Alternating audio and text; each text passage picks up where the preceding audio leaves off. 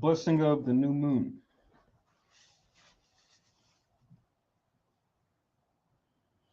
Barakata Yahweh Basham Yahweh Asherah Natan Nawe Hakadash Bashalawam Taware Aman.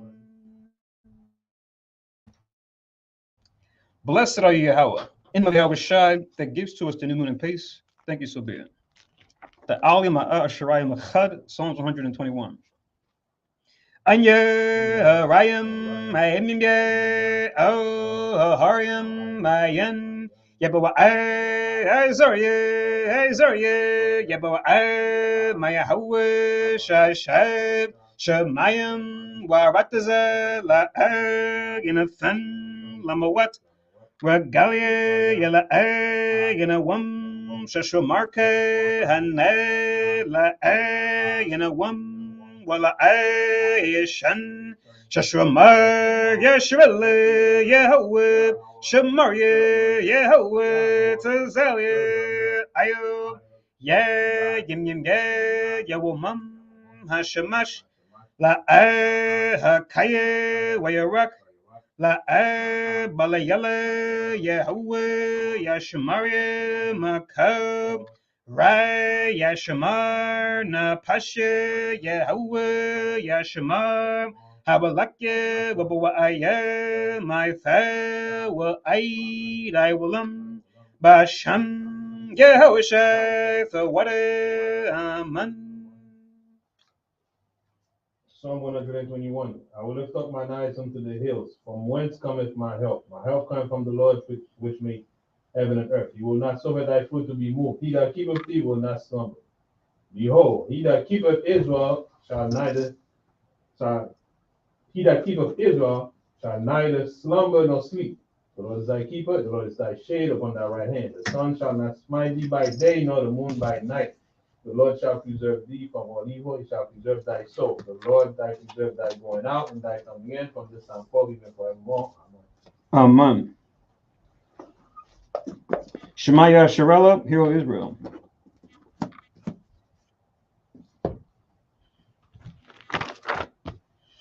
Shemaiah Sharela, Yahweh, Elohim, Yahweh, Akad.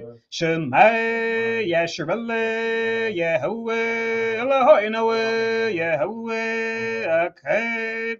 Shemaiah Sharela, Yahweh, Elohim, Yahweh, Akad. Deuteronomy 6:4. Hear, O Israel, the Lord our God is one Lord. Amen. Amen. Tapala Yahweh, the Lord's Prayer. Abba Yahweh, Shabbat Shemayim, Kodash, Hayya Shamka, Yahweh, Malakwafka, Taba'a, Ratazawanka, Hayya Aisha, Barataza, Kaba Shemayim, Natananawa, Lakham, Yawam, Zad, Wasalak Nawa, Kabawat Nawa, Kasalak Nawa, Kabawat Yanawa. Well, I'll be your Noah, oh, Messiah one above. How was shine Noah, Murakaya, Laka, Hamalakwa, wa Allah, wa Thaparath, why will man. Matthew 6:9. After this manner, therefore, pray ye, our Father which art in heaven, hallowed be thy name. Thy kingdom come, thy will be done in earth as it is in heaven. Give us this day our daily bread, and forgive us our debt, and we forgive our debtors. And lead us not into temptation, but deliver us from evil. For thine is the kingdom, and the power, and the glory forever. Amen. Amen.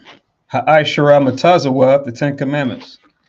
La'ab, Yahayab, Lakab, Alahayim, Akarim, Alpanyat, La'ab, Thaishab, Lakab, Pasol, Wala'ab, Thibadam, La'ab, Thalakwakaf, Shamwab, Yahweh, Alahayakab, Lashawab, Zakab, Af, Hayawam, Hashabath, Lakodashwad, Kabad, Abiyaka, Wa Amaka, La'at, Taratazak, La'at, Tana'at, La'at, Taganab, La'at, Tainat, Shakur, La'ad, Tachamat, Ko, Asherat, Lara'ika, Aman. Exodus 20:2. I am the Lord thy God, which have brought thee out of the land of Egypt, out of the house of bondage.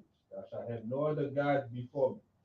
Thou shalt not make unto thee any graven image or any likeness of anything that is in heaven above, or that is in the earth beneath, or that is in the water under the earth. Thou shalt not bow down thyself to them, nor serve them. For I, the Lord thy God, am a jealous God, visiting the iniquity of the fathers upon the children unto the third and fourth generation of them that hate me, and showing mercy unto thousands of them that love me and keep my commandments. Thou shalt not take the name of the Lord thy God in vain, for the Lord will not hold him guiltless that taketh his name in vain. Remember the Sabbath day to keep it holy. 6 days shalt thou labor and do all thy work, but the seventh day is the Sabbath of the Lord thy God. In it thou shalt not do any work, thou, nor thy son, nor thy daughter, thy maidservant, nor thy maidservant, nor thy cattle, nor thy stranger that is within thy gates.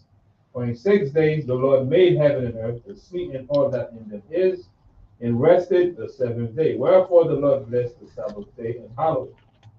Honor thy father and thy mother, that thy days may be long upon the land which the Lord thy God giveth thee.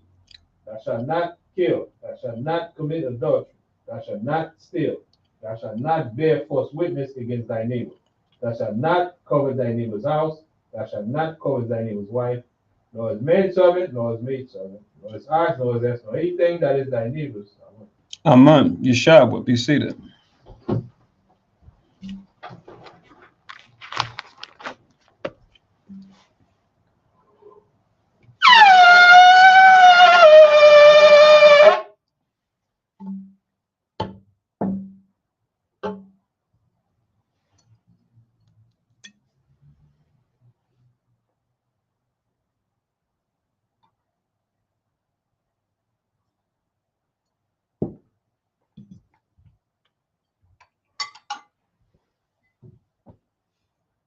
Barakateh Hawa by Shimi Hawashai, Asharanathan and now Parya Gapan Dwada Aman. La Hawa by Shimi Hawashai, Af Yashal.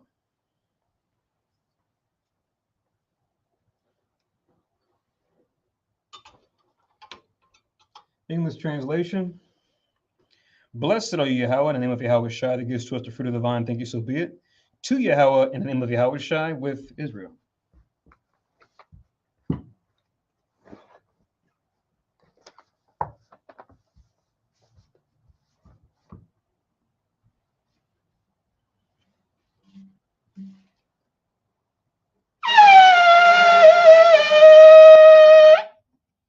Amadwa, Panua Yerushalayim, Standard Pace Jerusalem.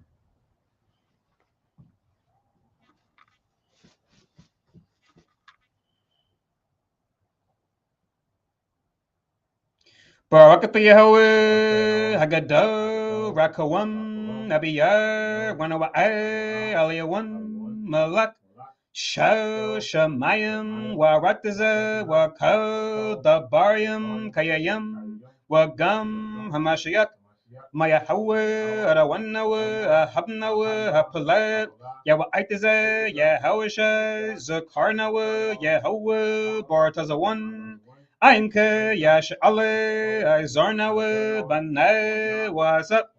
Yash'ale, Oh, Nanawe, Yum Yum, Aife, Kayawamyam, Makudam, Babakushay, Shalak, Mike Ale, Watazwadak, Alahayim, Lab, Maganawe, Rapharnawe, Washamar, Elnawe, Bakur, Shalak, Haroka, Shau, Yahushai, Lanawe, Labmadnawe, Rabiam, Kakame, Thabawane, Wadaif, Shau, the Barka, Basham, Yahushai, Thawada, Thamyed, Waiwalam, Maman.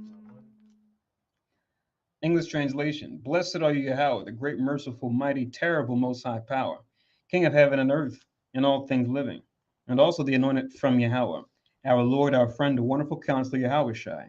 Remember, Yahweh, favorably your people Israel.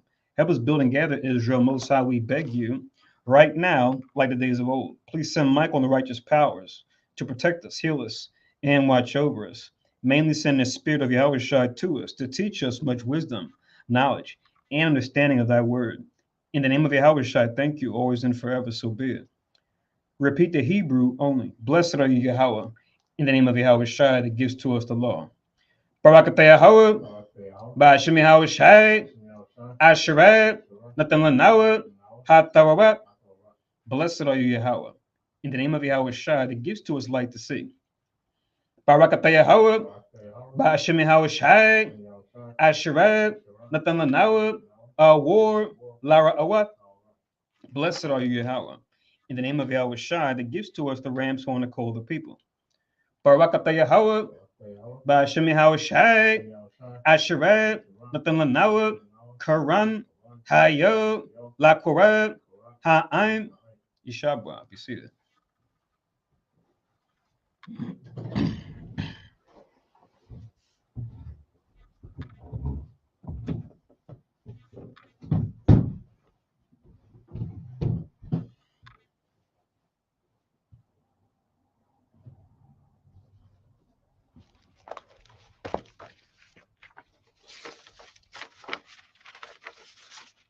The door.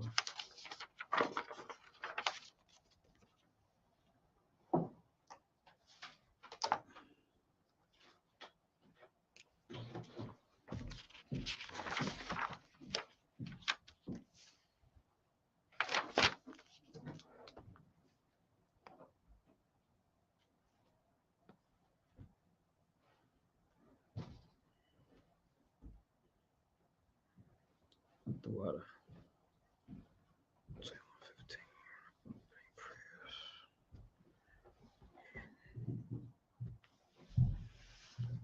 Okay, so Shalom Yasharala. So Shalom everybody that's here with us in Philadelphia. Shalom everybody watching us on live stream, and Shalom everyone listening in on teleconference. Welcome to Haya Shalakanas, or the Congregation of Israel, one branch of Christ of many that teaches that the descendants of slaves as well as the indigenous peoples are indeed the southern and northern kingdoms of the 12 tribes of Israel, once lost, now found. And we fall into a lower state as a people, politically, economically, even religiously, because we broke the laws of God, found the Bible given to us by Moses, and that we come out of this lower state that we fall into by turning back to these commandments we broke by following Jesus the Christ, or the anointed Savior. As Peter says in his letter, who did no sin, neither was guile found in his mouth. So one way we do that is by keeping the new moon holy. We were just talking about this a little bit as a review in the Tuesday class just passed. So what I want to do is just review over just a couple new moon scriptures, but I want to go over some Sabbath scriptures too, because I know we got some new folks on, and then some of the folks that have been listening in already. You might be talking to new folks, and you might need to brush up on some of the milk topics, like the basic laws that we keep, especially when it comes to the holy days. So we'll just do a review of some verses that pretty much deal with how to keep the Sabbath, and then we'll show that the new moon is pretty much a Sabbath, only difference being it's like with a feast, like we just had for the Feast of Unleavened Bread. You can cook on that day, but all the other rules for the Sabbath would apply. And just exercise grace as needed as you would on the Sabbath in case there's an emergency or you're not able to get off. But just the one main difference between the new moon and the Sabbath for our new folks, it's just that you can cook on the new moon. But try to buy whatever you're going to buy and sell whatever you're going to sell, but namely buy whatever you're going to buy when it comes to preparation for the new moon. Try to have whatever you're going to get for the holy day already, if possible. That way you don't have to shop on the new moon if you're putting together a feast or a dish, as we do, those of us that come together and meet in person. All right, so as you can see at the bottom, it's the second new moon. I'll switch here to where I'll show it in Hebrew, and then I'll translate what that means. Where is it at?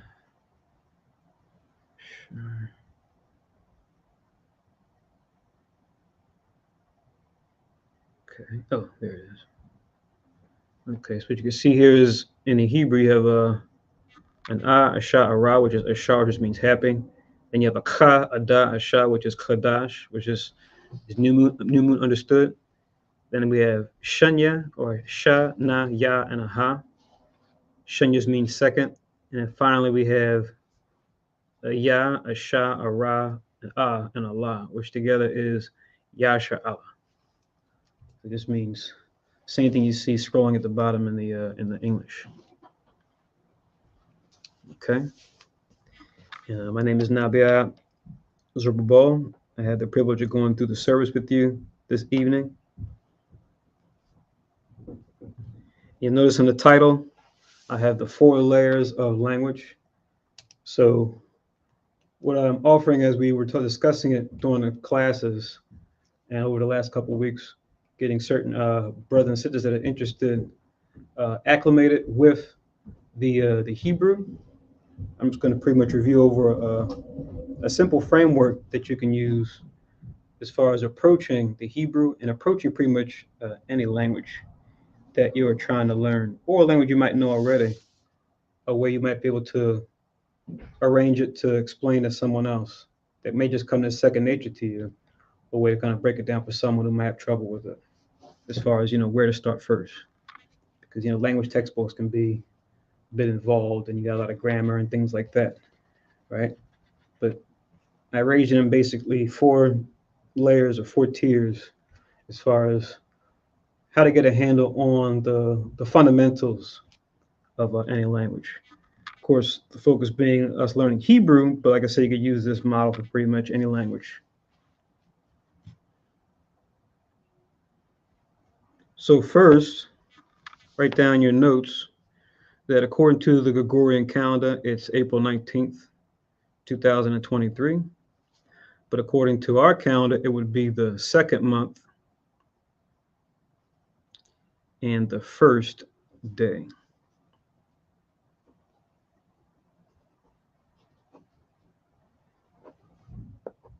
So once again, 4/19/2023, 2nd month, 1st day. All right.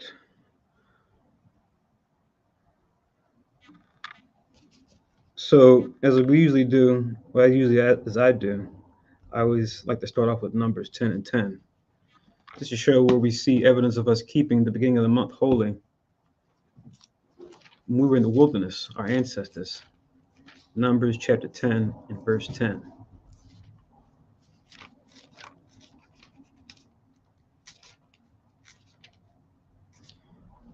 Which Numbers chapter 10 and verse 10, it reads, also in the days of your gladness, and in your solemn days, and in the beginnings of your months, ye shall blow at the trumpets over your burnt offerings and over the sacrifices of your peace offerings, that they may be to you for memorial before your God. I am the Lord your God. Right? So the Most High is commanding Moses to tell the people that in the days of our gladness and in our solemn days, it says, in the beginning of our months. That's for the time that we're in right now, according to the solar lunar calendar that we use based on the scriptures, where we keep track of pretty much using the moon to tell the time of month and using the sun to tell the time of day as well as the season. So that's when we're in, and it says we're supposed to blow with the trumpets over your burnt offerings. So that's what we do when we have the Sabbath as well as the new moon and other holy days. We sound out with a ram's horn, a makeshift ram's horn. This would be in the ancient Hebrew a shawapar, or you'll hear the Jewish people call it a shofar, where they add the vowels, but shawapar in the ancient pronunciation, which is the word for a ram's horn. But it could be that, it could be a trumpet of silver, or gold, or brass, or some other mineral as well, right? And you read above in this chapter, it goes into us having trumpets of silver.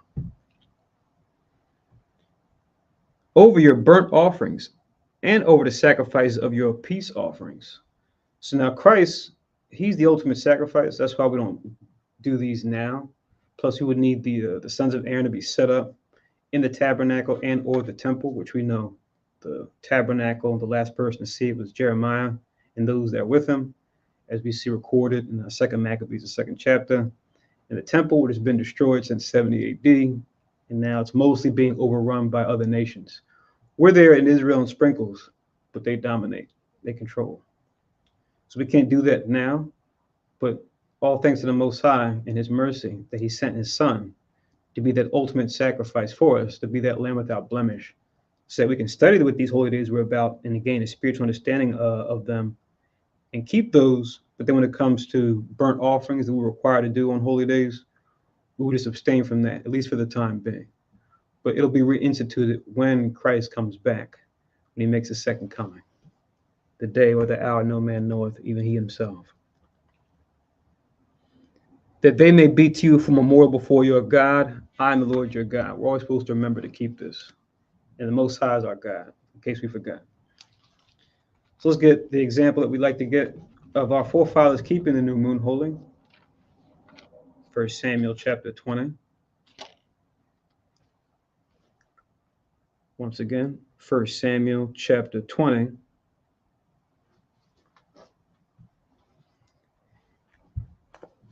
I'm going to start from verse 5.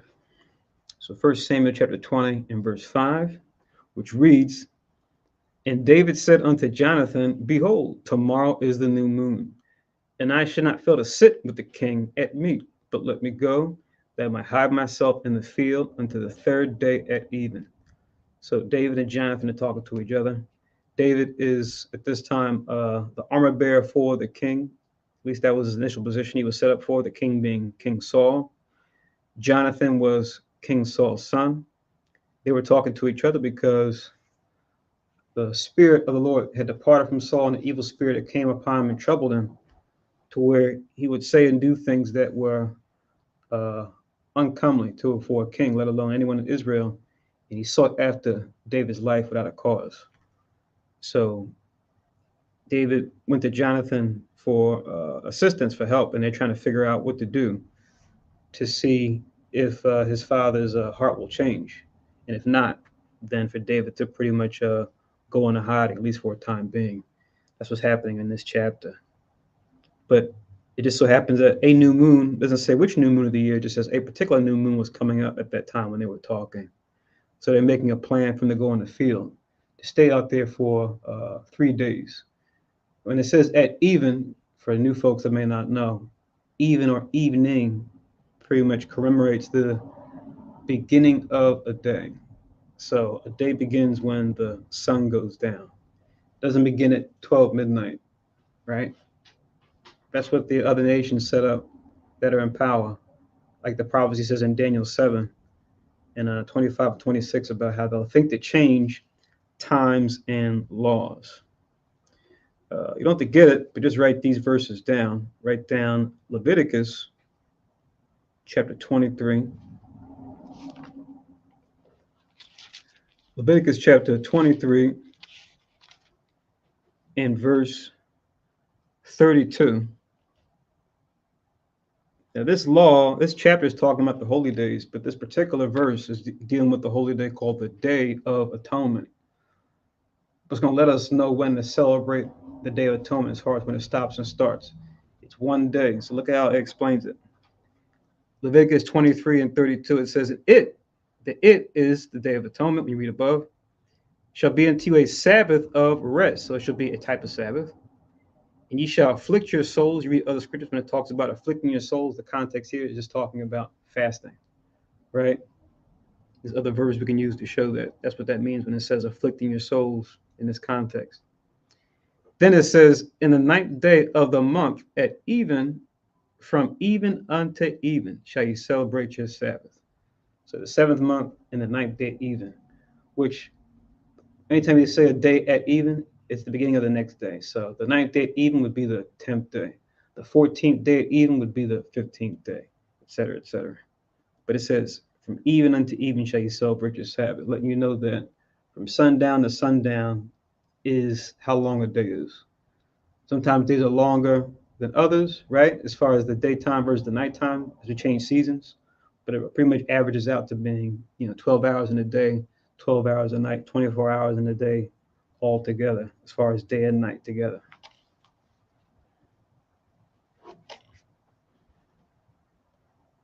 And then you can write down Deuteronomy 16. Deuteronomy 16.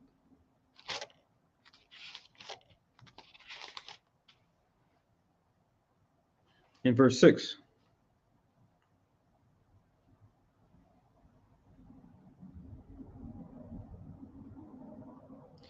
So Deuteronomy 16 and 6, this scripture is talking about keeping the Passover. But it's going to let us know when to keep it as far as when it begins. It's going to use the reference even, and it's going to tell us exactly what even is in case we weren't sure. If we didn't believe that it was evening, that we thought it might be talking about something else. Deuteronomy 16 and 6, but at the place which the Lord thy God, or Yahweh thy power, shall choose to place his name in, there thou shalt sacrifice the Passover at even, then it says, at the going down of the sun. So this verse lets us know that even or evening represents the sun going down. At the season that thou camest forth out of Egypt, which is time we're in right now, the spring season, right? We just kept it, but we're still in that season. Okay, just wanted to cover those basics, those fundamentals, those preliminary scriptures. Just kind of go into the language that we use that's actually scripturally based, but you may not hear it as often out in the world today. So back to 1 Samuel chapter 20. I'll read that again in verse 5, where it says, and David said unto Jonathan, behold, tomorrow is the new moon, and I shall not fail to sit with the king at meat, but let me go that I might hide myself in the field unto the third day at even. Right? So even unto even times 3 days, he's going to be out in the field. Now jump down to verse 24. Verse 24 in 1 Samuel chapter 20 reads, so David hid himself in the field. And when the new moon was come, the king sat him down to eat meat. So King Saul came down to eat meat to keep the new moon, right? And with those that were in his court. It says in 25, and the king sat upon his seat as at other times, even upon a seat by the wall. Jonathan arose, and Abner sat by Saul's side, and David's place was empty. Right? So he came and he sat in his usual place. Jonathan was there, his son. Abner was there, which was his general, or his captain of the host. It says, and David's place was empty. Now remember, David and Jonathan, they already discussed what's happening here. But King Saul's not privy to what David and Jonathan discussed. He's going to suspect things as you read on. As days go on, he's not there. It says in 26, though, on that first day, he said, nevertheless, Saul spake not anything that day, for he thought, something had befallen him. He's not clean. Surely he's not clean. So he knew David to be a diligent man, one to keep the commandments, right? Which includes the holy days. So he just figured, oh, something must have befallen him. He's just not clean. That's why he's not here. When you go into the law of being unclean, it's not a sin. It's just a condition in your flesh that can befall a man or a woman, right? Depending on the situation based on the law. So there's different ways to become unclean. So he's thinking that he might just be unclean. That's why he's not there. But now it says in 27, and it came to pass on the morrow, which was the second day of the month. So that's why I like this, because this lets us know that the new moon is the beginning of the month. Because here it tells you that the morrow, which was the day after the new moon, it calls it the second day of the month. So when we see beginning of the month in Numbers 10 and 10, we know it's talking about the new moon by taking precept upon precept, line upon line, here a little and there a little, as we're instructed in Isaiah 28, 8 and 9. So it says, it came to pass on the morrow, which was the second day of the month, that David's place was empty. And Saul said unto Jonathan his son, wherefore cometh not the son of Jesse to meet, neither yesterday nor today? says son of Jesse because that was David's father's name, right? But now 2 days have gone by and he's wondering, okay, what's going on? Even if it wasn't the new moon, he would still sit and eat with us, right? Where is he at? And as you read on, it goes into what happens next. But I just want to read that just to show what the new moon is, just an example of our forefathers keeping it. And then even in the Psalms, we're instructed to remember this commandment of keeping the new moon holy. Go to Psalms now, 81. Psalms 81.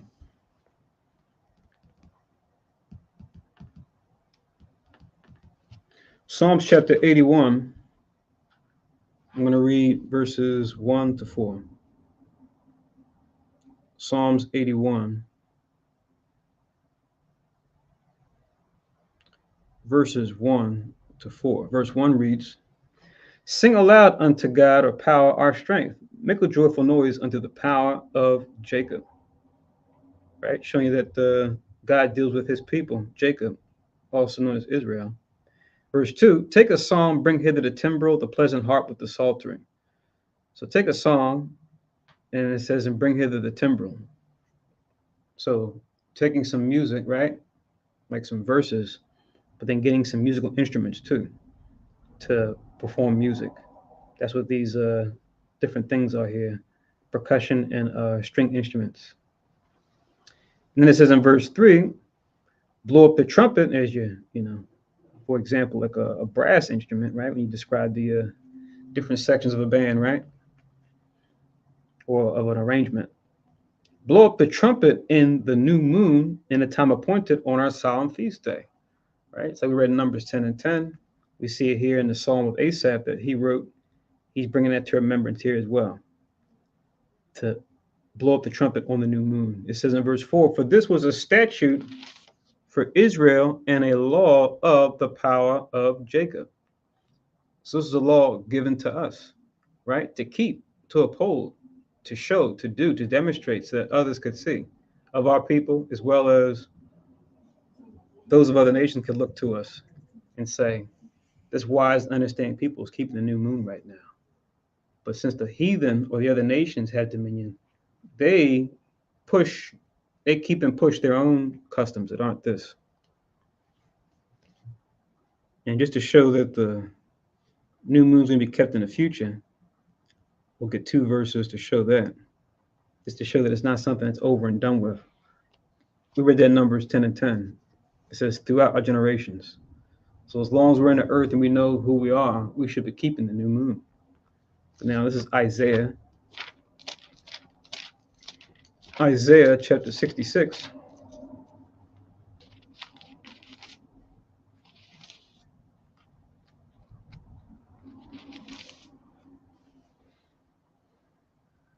I'm going to read verse 23. Isaiah 66 and verse 23. Actually, I'll get 3 scriptures to show this, about us keeping this in the future. So Isaiah 66 and 23, it reads, and it shall come to pass that from one new moon to another and from one Sabbath to another shall all flesh come to worship before me, saith the Lord, saith Yahweh. Right? So this has not happened yet. Isaiah wrote this many years ago, right, in BC times. But now this still hasn't happened, right? So this isn't going to happen until the kingdom comes in, letting us know that the Sabbath and the new moon are going to be regularly kept by all at a certain time in the future in the kingdom when Christ makes a second coming. And we live out our next days in a new heavens and a new earth. It's going to be here, but it's going to be a new government set up. And Christ is going to bear it on his shoulders. Also, Ezekiel had a vision in the kingdom of the temple being reestablished. And look at what they're doing in the temple in the vision he had of the kingdom. So go to Ezekiel real quick.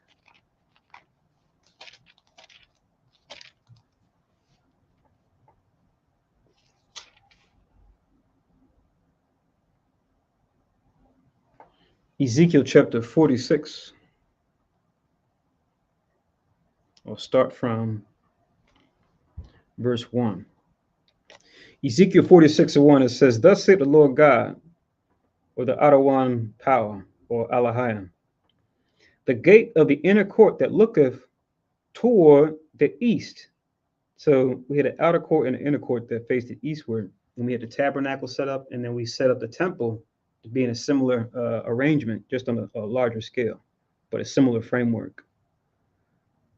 It says that looketh toward the east shall be shut the 6 working days. We read that during our prayers when we started. 6 days shalt thou labor and do all that work, right? So that's your first, second, third, fourth, fifth, and 6th day of the week. It says, but on the Sabbath, which is the 7th day of the week, it shall be opened. It says, and in a day of the new moon, it shall be opened. You see? So showing us that what, even in the kingdom, they're going to open up the temple, especially on the Sabbath and during the new moon. Sure, we're going to keep it in the kingdom as well. Verse 2, it reads, and the prince just means a chief. Oftentimes you hear prince, you think it means specifically son of the king. But in the context of the scriptures, when you see prince, it could be the son of the king, but not necessarily, right? A prince just means a head or a chief over a certain office or certain people. It says, and the prince shall enter by the way of the porch of that gate without or outside, and shall stand by the post of the gate, right? The place where you come in. And the priest shall prepare his burnt offering and his peace offerings. Like we said, we'll go through Christ now, so we don't do these, but we will reinstitute these in the kingdom. Here's evidence of that. You can read in Leviticus chapter 3, as well as chapter 1. Chapter 3 goes into how to do a peace offering, what was required, and why we did them. And chapter 1 of Leviticus goes into the what around the burnt offering. So it says, burnt offering and his peace offerings, and he shall worship at the threshold of the gate. Then he shall go forth, but the gate shall not be shut until the evening. It says evening again, which you already established, going down of the sun. That's what the evening is. 3, likewise, the people of the land shall worship at the door of this gate before the Lord, or Yahweh, in the Sabbaths and in the new moons, because the inner court was where we would gather together as Israelites. Now, when you get closer to where the sons of Aaron are, we can't go any further than that point, which is the altar burnt offering, right? That's what the sons of Aaron would be. And then going inside of the tabernacle and also the temple, when we had the temple set up, that was only the place that Aaron and his sons could go. But we could talk about that during the classes during the week, as far as the layout and design for that. So you can picture it in your mind's eye if you're interested. So this is just business as usual. It's like what we had set up before we sinned as a people, and the Most High kicked us out of our land and allowed other nations to go in there to make a mess of things. So it's going to be set back up again. But we see here we're going to be keeping the new moon in the kingdom as well. So that's Ezekiel 46, 1 and 3. And then we'll get another one in Colossians in the New Testament, right? Which we know it's called the New Testament, but really the letters in the New Testament, the Gospels, the Acts, the different letters, that's not really the New Testament, really. What the New Testament actually is, and even there's letters that speak on this, the New Testament is really more so a will, right? That's where you get the expression last will and testament. And you have a testator for that will, which is Christ himself. See, the Old Testament is not Genesis through Malachi. The Old Testament is actually, sheep, goats, turtle doves, whatever we offer for sin, right? That was the Old Testament, right? When we committed sin, we offered up animals as a go-between, right? Or as a propitiation for sin, or like something to make it good, like a payback.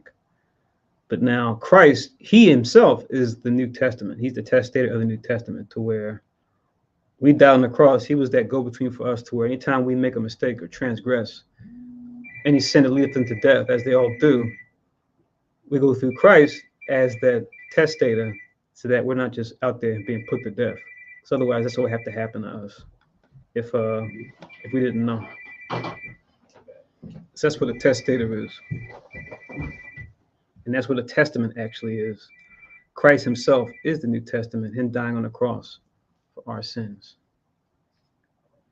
The hour being Israel, another discussion we talk about in the classes during the week, as many people don't know who the hour is a lot of times, especially growing up in Christianity, so-called Christianity.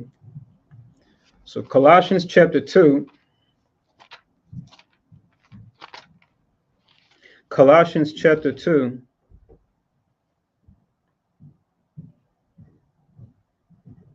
I'm going to start in verse 16. Colossians 2 and 16, it reads, "Let no man therefore judge you in meat or in drink, or in respect of an holy day, or of the new moon, or of the Sabbath days."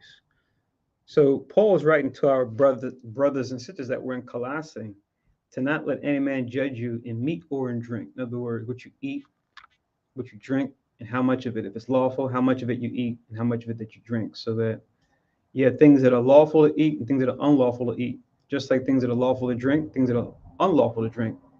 And then when it comes to things that you drink, there's laws that go into not being a glutton or being a drunkard with eating and drinking too much, right?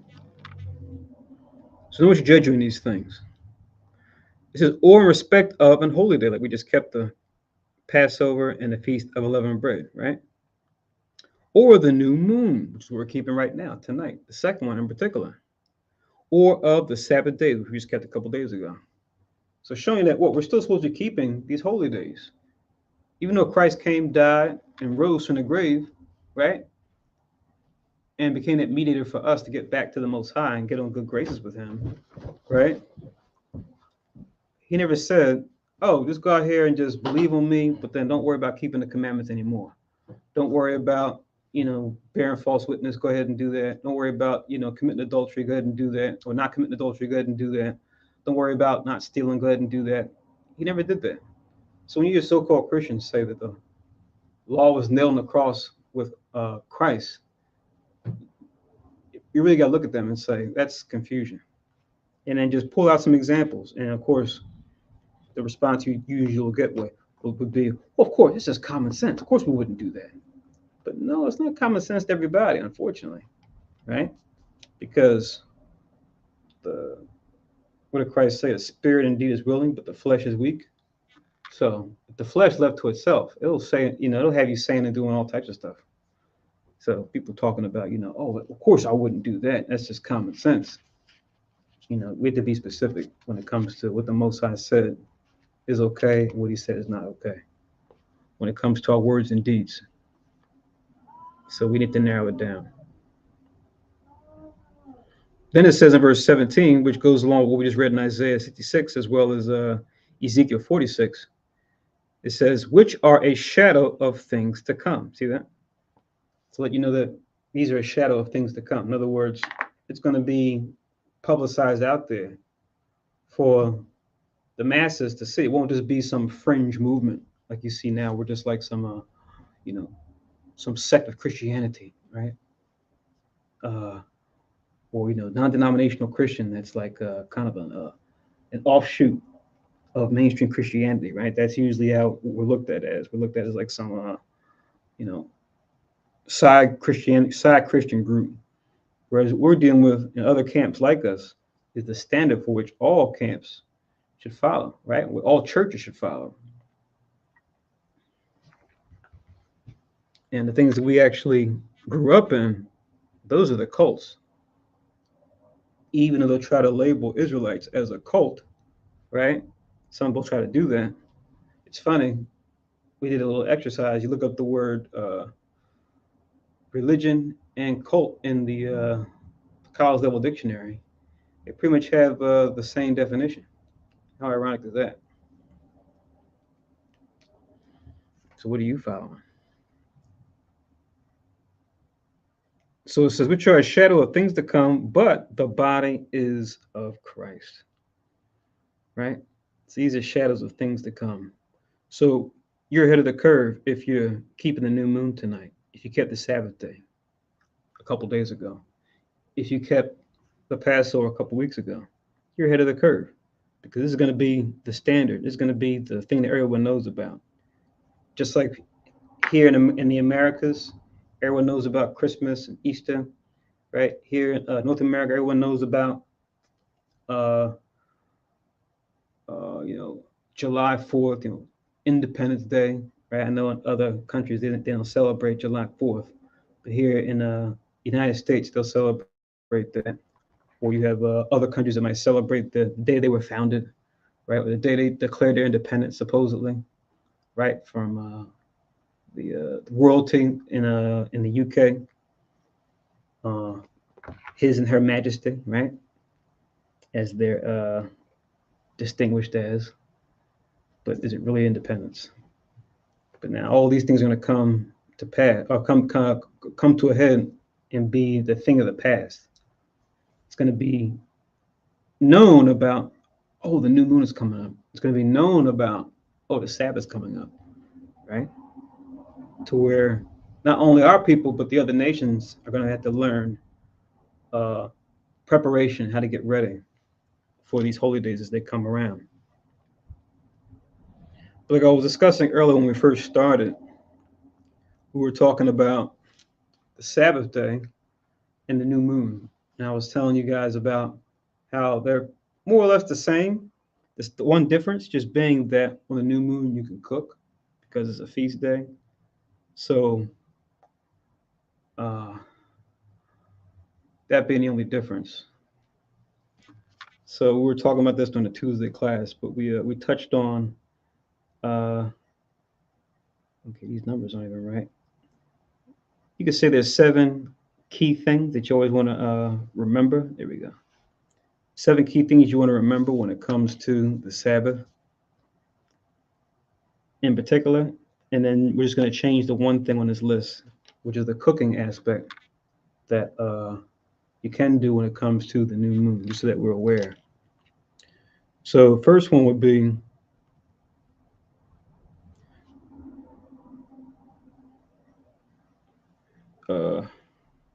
no work for hire.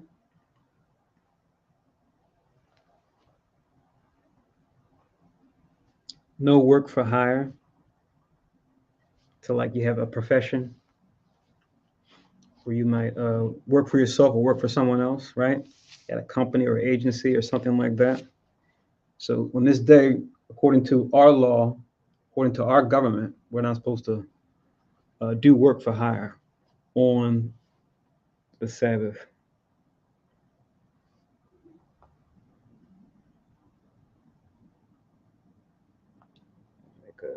Made a typo here. Gotta update that. All right, cool.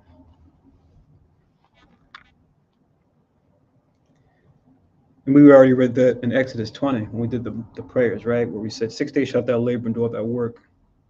But the 7th day is the Sabbath of the Lord thy God. And it says, in it thou shalt not do any work.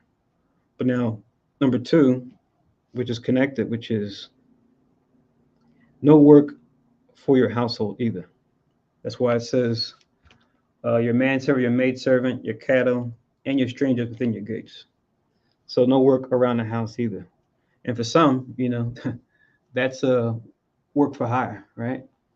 We might do that within our own household, keep it clean. But if you have a big estate, you might hire somebody to do that, right? To be a housekeeper, right? To do that type of thing, and they get paid for that too. But both of those, we're not supposed to do. So cleaning up, sweeping, right? Mopping, wiping down windows, whatever, dusting, whatever you got going on. You don't want to do that on that day. And it was very popular growing up for a lot of us to do these things on a Saturday, right? Your folks might put on some music early in the morning and they say, okay, no school today, but we're going to go to work. We got to clean the house up. We got to vacuum. We got to sweep. We got to mop. We got to wipe down the mirrors. We got to do this. We got to do that, right? Whatever you got to do in the house to get it clean. But that should be reserved for another one of the 6 days of the week, not on the 7th day. So no work for hire. 2, no work for household. And then just reference Exodus 20, 8 to 11. We already read.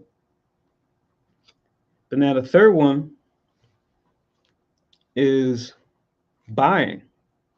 And then I'll include the fourth one too, which is selling, since they're related, but they're not the same. So no buying, no selling. And a scripture we can go to show that.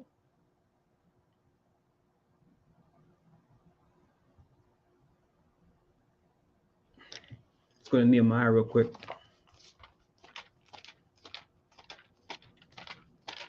So Nehemiah,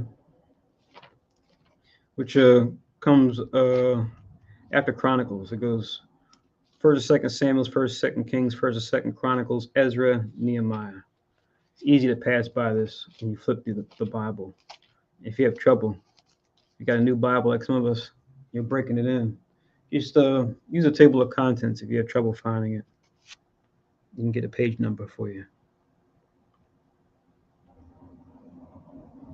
So Nehemiah,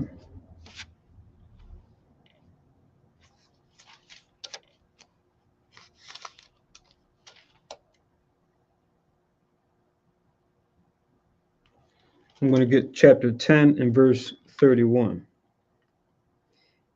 Nehemiah chapter 10 and verse 31.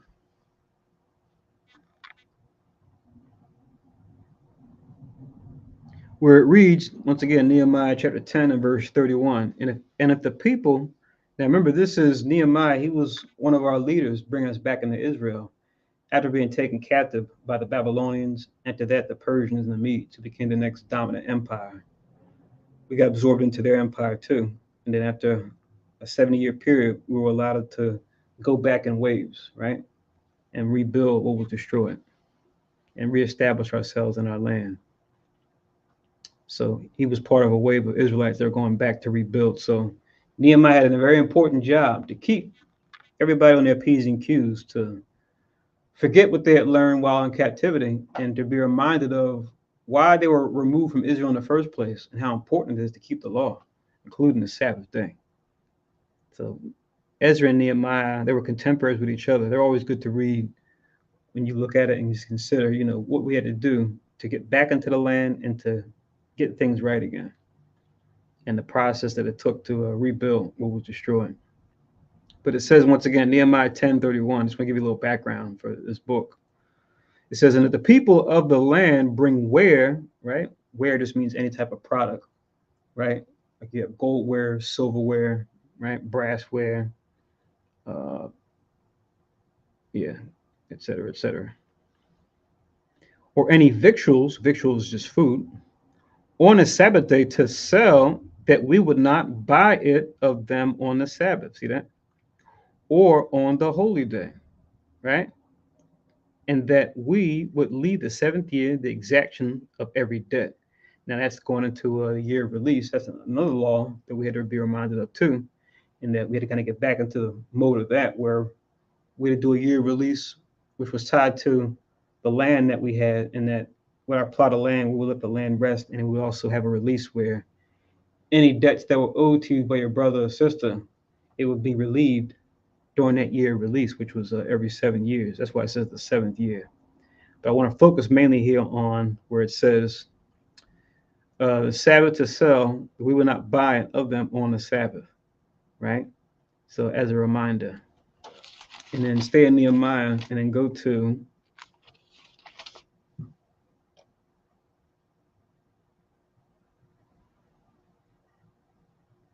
chapter 13 and in verse 15. Just to see the lengths that Nehemiah went to make sure that our people stayed on point, for their sake. Even though Matt came off as a man looked like it was harsh, but Nehemiah was about the Lord's business. He would get into our business if our business had us going against the Most High.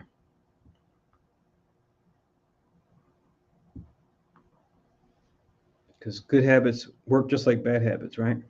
We had a lot of bad habits that we picked up, and we had to reincorporate the good habits of keeping the law. this case, the Sabbath. So now Nehemiah 13 and 15, it says, in those days saw I in Judah some treading wine presses on the Sabbath. See that? So doing work around the house, or in some cases work for hire, depending on what your profession is, or you might just did it on your own plot. If you had a wine press yourself, and bringing in sheaves and ladding asses, right? Sheaves is like cutting down your wheat from your field to bring in to sell. And ladding asses are putting burdens on donkeys to carry stuff, right? It says, as also wine, grapes, and figs, and all manner of burdens, which they brought into Jerusalem on the Sabbath day. And I testified against them in the day wherein they sold victuals. You see? So Nehemiah had to be constantly on guard, constantly on watch to make sure that our people didn't get distracted and that they remembered what? Keep the Sabbath day, right? And spread the word. We got to be about the Most High's business going forward. We can't go. We can't sell ourselves short anymore. Then it says in 16, there dwelt men of Tyre also therein, which brought fish and all manner of ware. So what the Tyre and Zidon, right?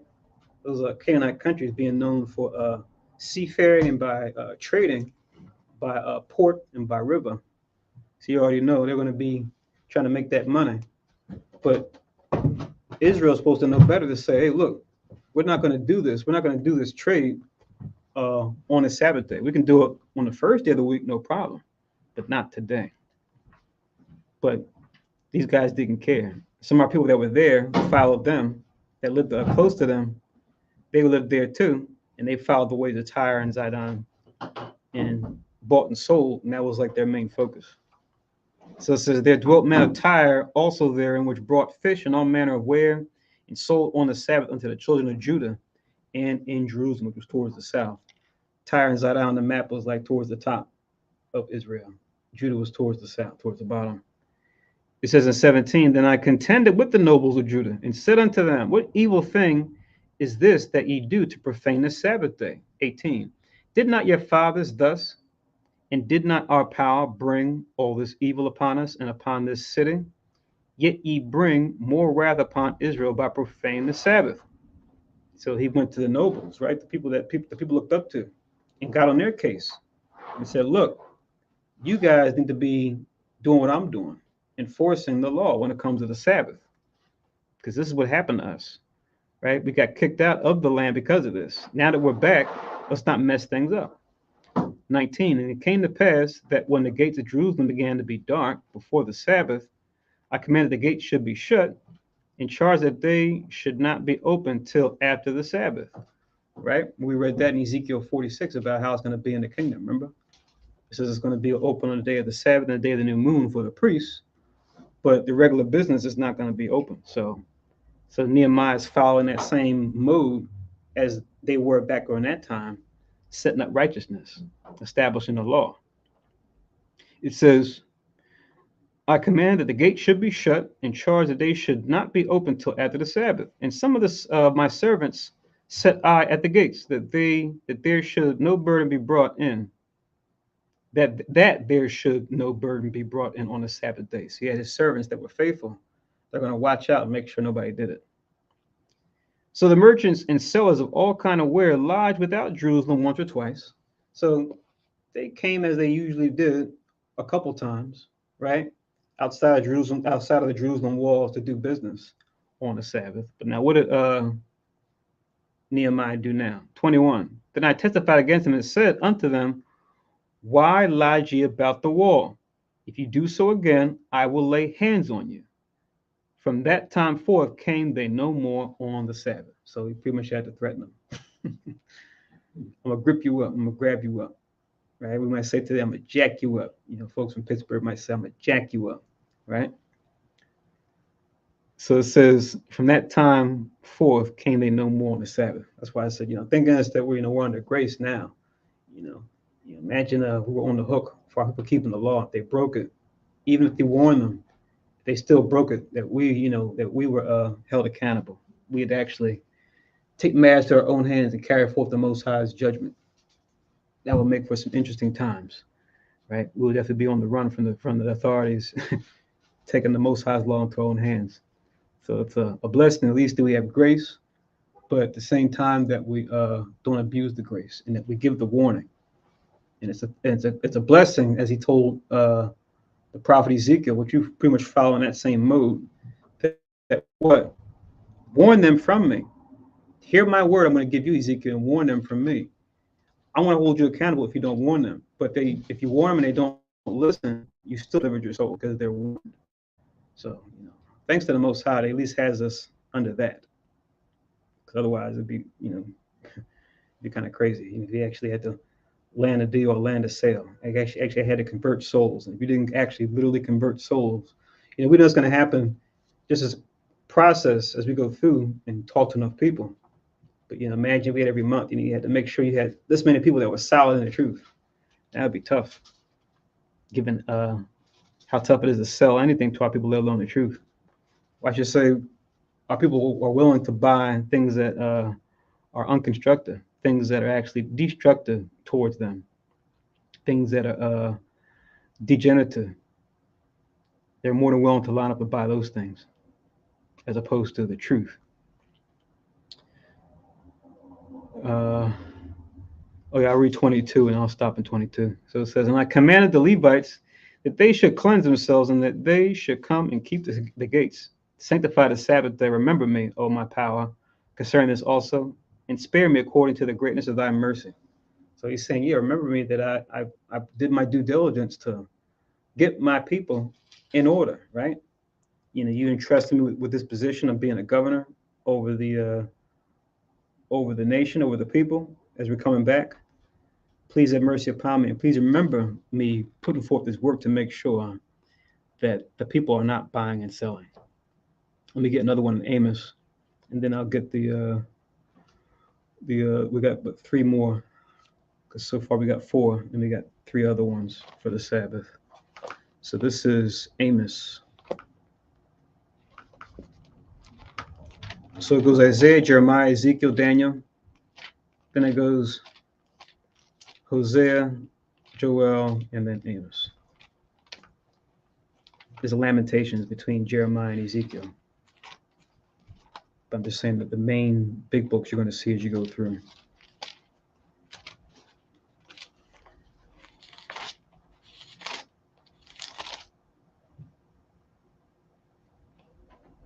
So now we're going to go to Amos.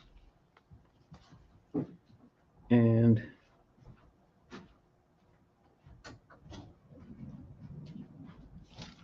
we're going to go into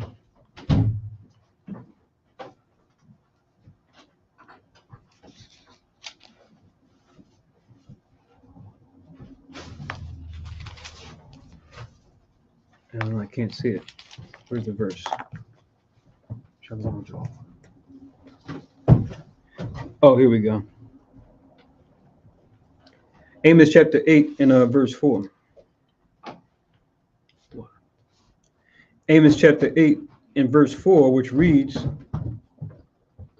hear this, O ye that swallow up the needy, even to make the poor of the land to fail. So Amos, a prophet, was rebuking the heads of the people at this time and those that were merchants, because they were trying to shortchange the people. And he's going to go into how and what they did to do it. Verse 5 saying, when will the new moon be gone, that we may sell corn? So they know the new moon, they're not supposed to buy and sell, but they're waiting for the new moon to be over so that they can sell corn. So like, once again, just showing how we want to keep the new moon like we keep the Sabbath, right? One difference being that we can cook since it's a feast. When will the new moon be gone that we may sell corn? And the Sabbath that we may set forth the wheat. But now it's going to even go into another law they broke, which is a just balance, a just ephah, a just hin, right? When you read in the law, it's supposed to have just balances and weights, right? Whether it be liquid or dry measures, right? We're talking about, weight or volume, right? But that's what they were doing. They were setting forth the wheat, making the ephah small and the shekel great. So the ephah is like a dry measure, a volume of a certain thing. And it says, I'm making the shekel great, which is our currency, right? which will be the standard in the kingdom, right? It'll be the currency that the world is based on, was on the half shekel of the sanctuary. They're going to eat the small and the shekel great. So you get a little bit, but you're being charged a lot for it, right? It's like the equivalent of you get something that's like, say, 8 ounces, right? And it costs you $8. But now you go and get something that's 4 ounces, but they're charging you like, $10 or $12, right? You're going to say, what the heck? How you charge me more for less, right? That's as they say, highway robbery, right? That's what we're doing to each other. Now the Most High is a punishment. We got the heathen doing it to us, right? And we go to them to get in hunger and thirst and nakedness and want of all things due to the curse. So it says, making the ephah small and the shekel great, and falsifying the balances by deceit. Then it says that we may buy the poor for silver and the needy for a pair of shoes, yeah, and sell the refuse of the weak. So you are your money, right? If you have a debt, you are the cost of that debt, right? And you can be made into a manservant or maidservant if you do, right, your brother or sister, because that's what's going into there. But we were abusing that law, right? Being abusive towards each other. So that's what he's going into here. But I want to read that because it's talking about the new moon as well as the Sabbath and not buying and selling. So that's Amos chapter 8. I started at 4 and I stopped at 6. Okay, so number 5 on the list is cooking. No cooking, which is a kind of a work around the house, but I just separate it out to make it specific. So 5th, no cooking. And then the verse we want to go to for that, we want to make sure we understand the context of what we're about to read as well. This is in Exodus. And for any folks that have been with us for a while, if you just look at the Sabbath flyer that we hand out, right? Maybe you might have an extra one at home. But the Sabbath flyer is good. And I know, Kansamak, I know you were talking about that as far as a good place for all of us, that are aspiring prophets and prophetesses, right? To know like the milk of the scriptures. Even if we're not out there at camp teaching or doing a holy day service and whatnot, just know the milk of the scriptures. But we say, if you're able to pretty much teach the flyers, right? The same ones you hand out to folks, if you can teach those, then, you pretty much have a nice base level, right? So we've got flyers for, many of the milk topics, like for John 3:16, in this case, the Sabbath day. Are you of African descent, right? What does it mean to be a man? What does it mean to be a woman, according to the scriptures, right? These are all milk topics, milk concepts, right? These are all things that are on the priest test for brothers that are taking the priest test to become priests, right? So yeah, if you can teach the flyers, then you really have a leg up. And when you read them, you might say, oh, I didn't notice that. Or you might think, oh, I could update this or make a modification to it. Or maybe I could write something this way, right? Because we constantly look at the flyers and make updates to them as, time goes on and where there might be a need. But usually for the most part, we don't have to change them, top to bottom. Just certain references we might make, certain pop culture references we might make on certain flyers. We might want to update as time goes forward. So this is Exodus 35.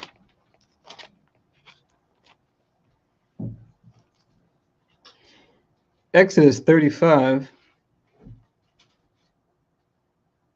I'll start from 1 and read down to 3, but emphasis on verse 3.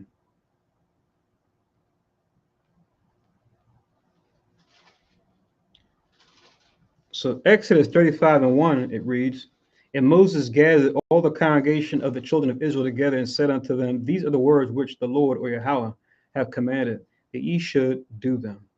Right? So we know who's talking to who on whose behalf, right? Then it says in verse 2, 6 days shall work be done, but on the 7th day, there shall be to you a holy day, a Sabbath of rest unto Yahweh. Whosoever doeth work therein shall be put to death. So that was what we were talking about as far as rule number 1 and 2, which was no work for hire and no work around the house should be done, right? Now check out verse 3 though. It says, "Ye shall kindle no fire throughout your habitations upon the Sabbath day." Now, I mentioned context here, and context being important because what this is talking about is kindling a fire for cooking, right? You go into the context of what we're talking about here, right? Because clearly you might have situations where it might be late, you might be up reading something, or you might travel somewhere, go within your property, or might need to go over to your neighbors, and it's night. You might need to light a torch to see where you're going, right? Now, that wouldn't be wicked. You wouldn't be put to death for just having a torch, or having a lantern or whatnot or a candle by night. So if you had to like study or do something, do some kind of studies or some kind of preparation. So the context here is talking about for cooking. And how do we know? To link this with Exodus 16. Because it was even told us during this time when we were being instructed on how to deal with the manna. I know we read this chapter on the Passover service we just had, going into the manna, the bread from heaven that would gather on the grass in the morning, right? For us that 40 years when we were in the wilderness, right? So we had to grow our own food since we were moving around from place to place all the time. It would have been tough for us to really, set up a garden, set up an orchard, right? We wouldn't be able to do that really until we actually got to the land of Canaan itself, and then went in there and took it over, and then pretty much maintained the vineyards and the gardens that were already set up by the Canaanites, and then planted new ones that they didn't plant. Because I think you see that wording when you read like Numbers, Deuteronomy, where the Most High is like, I let you into my, the chosen land. I let you into the land of Canaan, into houses already built, vineyards are already planted, right? They pretty much letting them know, he wrote the red carpet for us, as long as we follow him and do right by him.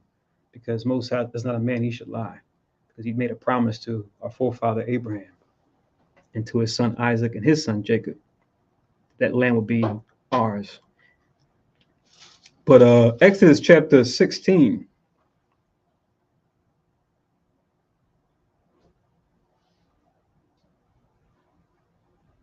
Exodus chapter 16 and verse 22, to go for this rule number 5, which is no cooking.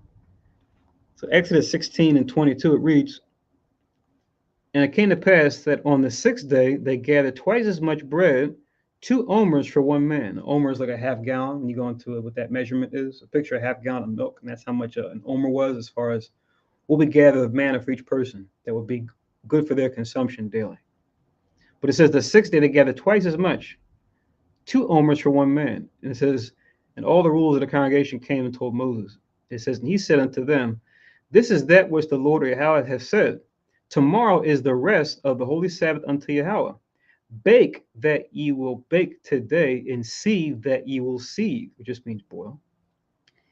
"And that which remaineth over lay up for you to be kept until the morning." So do twice as much cooking as needed when it comes to the manna, however you want to cook it or prepare it. Do that on the 6th day, so that when it comes to the 7th day, you got twice the amount, so that you can go and just get leftovers on the Sabbath day. You don't have to go and cook, right? Or you don't have to go out there even do the work to go out there and gather it off the grass, right?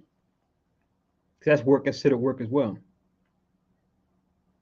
It says in 24, "And they laid it up till the morning as Moses bade, and it did not stink, neither was there any worms therein," because it was before when they tried to get it on the Sabbath, and Moses said, "Don't do it."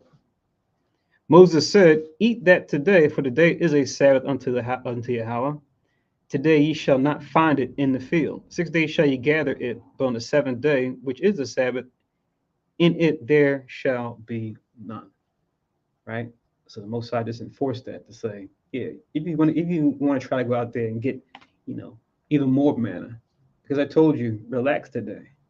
It's not going to be out there for you to grab. Oh, all right. Just touching on what you just brought out, as far as the mechanic of not doing the things that the Most High said not to do on the Sabbath.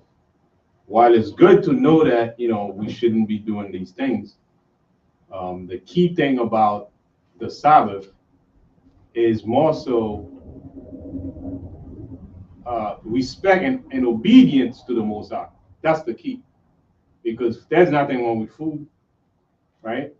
And remember, when we used to cook back then, we used to have set a whole day. So it's you know, we have to, not only that, you have to go search out for the wood to set the fire. Then you got to go out there and buy the food, and it takes a whole day to go out there, to go to the marketplace, and then to come home. It's not like today how we have it conveniently. We have everything at our disposal. We have a stove right down in there. You can light it up. So it involves a lot of work. And we have 6 days to do all these things. So that's six days that we have focusing on doing our own thing. Now that 7th day, the Most High said, this is my day. So that day should be focused on me, right? And everything that, you know, I created you, and I don't want you to consume yourself with all these things and thinking that that's what life is about, and forget about me, right? Because if you have all these things, it's me that's providing them for you, but not you, not these things themselves, right? While these things are necessary for you to survive, to live, but these things, they're not really, it's not them that's really keeping you afloat. It's me that created these things. Like the food that I created for your nourishment, I set it up that way, that you rely on these kind of food, and then you're gonna find nutrition, and then you're gonna grow, and then you're gonna grow in health by eating these foods, right? And the wisdom behind this food, I put them, I created them, right? They didn't create themselves. Even though you find vitamin D, vitamin C, and vitamin D, they put itself there. I put all these things there. I create all these things before you even, you know, think of, you know, food, you know, to eat it for yourself. So not to think of yourself as these things, they are it. On the Sabbath day, shut down all these things, focus on me, and reverence all these things that I created, how much wisdom, you know, I have, right? And the understanding that I give you. So I just wanted to read this scripture in the light of this, what I just said, if you don't mind, in Proverbs, the 2nd chapter. Right, so because it's about understanding. It's like our people usually, we don't do these things, and then, you know, then what? Then we don't really get the grasp of why we don't do these things, right? So the day should be focused on the Most High and not take attention away from that, right? It says, my son, if thou, Proverbs what? Proverbs chapter 2, verse 1. Okay. It says, my son, if thou wilt receive my words and hide my commandments with thee, so that thou incline thine ear unto wisdom and apply thine heart to understanding, right? So you get the knowledge, you get the information, and then you got to understand it. You got to know how to apply it, because that's where wisdom comes. It says, yea, if thou criest after knowledge and lifted up thine voice for understanding, thou seekest her as silver and searcheth for her as for hid treasures. Then shalt thou understand the fear of the Lord, because the fear of the Lord is the beginning of wisdom, right? And find the knowledge of God, of the Most High. For the Lord giveth wisdom, out of his mouth cometh knowledge and understanding. He layeth forth sound wisdom for the righteous. He is a buckler to them that walk uprightly.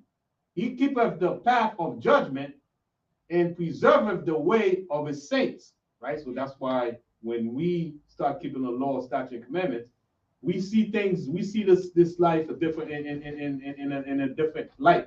Like things that used to phase us in the world, these things don't phase us anymore. Right? Granted, you know, we're going through calamities, we're going through all sorts of problems with bills and all that stuff.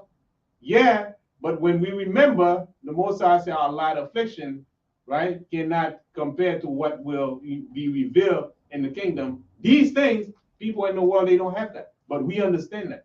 Yet for a minute, we might feel some type of way about our affliction. But once we remember the scriptures, then we fall back. We know that the Most High got our back. So reading on in verse 10, it says, when wisdom entereth into thine heart, and knowledge is pleasant unto thy soul, discretion shall prepare thee, understanding shall keep thee, to deliver thee, preserve them, that preserve thee, understanding shall keep thee, to deliver thee from the way of the evil man, from the man that speaketh forward things. Right. So I just wanted to connect that in light of we know we're not supposed to be doing this thing, because a lot of our people say, yeah, I mean, I don't understand. I mean, I'm not doing it, but what is it? Where's your mind is at? Even though you're not cooking, you may not cooking, right? But where the mind is at, is it really focused on the Most High? Yeah, you may not be cleaning, but yeah, I'm just not gonna clean today because they said not to clean. But why? What is the purpose? What is the foundation? What is the reason why? Right. That's the key. Yeah, con. When we talk about it in the classes, we can definitely go into the layers as far as the Sabbath day. When we talk about the Sabbath day on the surface, the seventh day of the week, and keeping that and why we keep it, and we can go into it with a finer detail as far as how it connects to a number of different things, right? Even other laws, right, that deal with rest and the importance of rest. Not just when it comes to us as people, but even when it comes to the other aspects of the creation. But excellent points in Tawab reading in Proverbs 2. And we got two more with the halfway point. We got the fifth one, which is no cooking, but we got number 6 and 7, which we can go to one place in Isaiah that covers both of those, which the 6th and 7th is not doing your own pleasure. And then number 7 is not speaking your own words. And we talk about not doing your own pleasure or speaking your own words. It's like something that would be pleasing to you, right? And to those that are in your family. And when we talk about that, it's like it could be, intimacy with, your significant other, or certain things when it comes to, doing with your kids, like going out to, movies or going to the park. And nothing wrong with doing these things on the 6 days. But on these days, you want to do something that, while it can be fun, but it wouldn't be something that ties you into the Most High, connects you or locks you into the prophecies of the Most High, to where you can think of things you can watch. You wouldn't watch, your normal TV show during the week, but on that day, you want to look at something that's going to make you think of the Most High, like maybe some history or some documentaries going into like animals or different aspects of the creation. You can watch those on any day, but they're definitely good to watch, say, on the Sabbath, when we talk about doing your own pleasure. It's something that can keep you engaged, where you're considering the Most High and considering His works. Anything's going to have you do that. So you can partake in those kind of things. Like I said, documentaries or shows about nature, going to the library, going for a walk in the park, things like that. These things are fine to do on the Sabbath. We're not going to be going to like basketball games or baseball games, or, watching, comedy shows and stuff like that. You're not going to be doing that on the Sabbath, because it's going to take you out of the frame of thinking that you should be in when it comes to the day of rest. But this is Isaiah 58.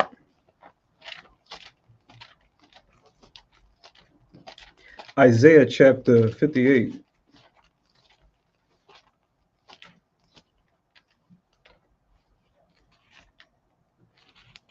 And it's a spirit too, to where you look at this and you learn about this coming into the truth. You may have heard of it before. You might have just heard about it coming into the truth. You say, oh, okay, Friday night or Saturday sundown. But now you may have a spirit where it's just like, man, this thing is just like hard to do. Or it becomes a thing where it's like, it becomes a burdensome to you, right? To keep the Sabbath. When the Most High is like, gives it to you as a gift to say, don't carry a burden. Just think on me. Just relax. Just like I did on the seventh day when I created everything, right? And I had the angels rest. But now you may look at it and say it's a burden, and you say, "Oh man," like we read in Amos chapter 8. When will it be over so I can do my thing? I can go back to business, or I can have fun, or buy this, or go here, right? And you're not really getting, you don't really have the right idea yet.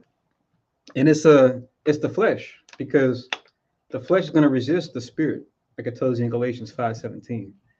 The flesh lusteth against the spirit against the flesh. These two are contrary one against the other. So if you feel that pull to not want to keep the Sabbath, just know that that's the flesh, and that's of the world. And get in spiritual shape, just like you go back to the gym physically to get in condition. You have to do spiritual exercises too, and that's where the law comes in, to where we strengthen our spiritual body, right? I think even had that guy, even though he dealt with doctrines, but that guy was Ignatius Loyola. I think that was his name. One of those church scholars, I think. He had this book called Spiritual Exercises. But, the concept was on point.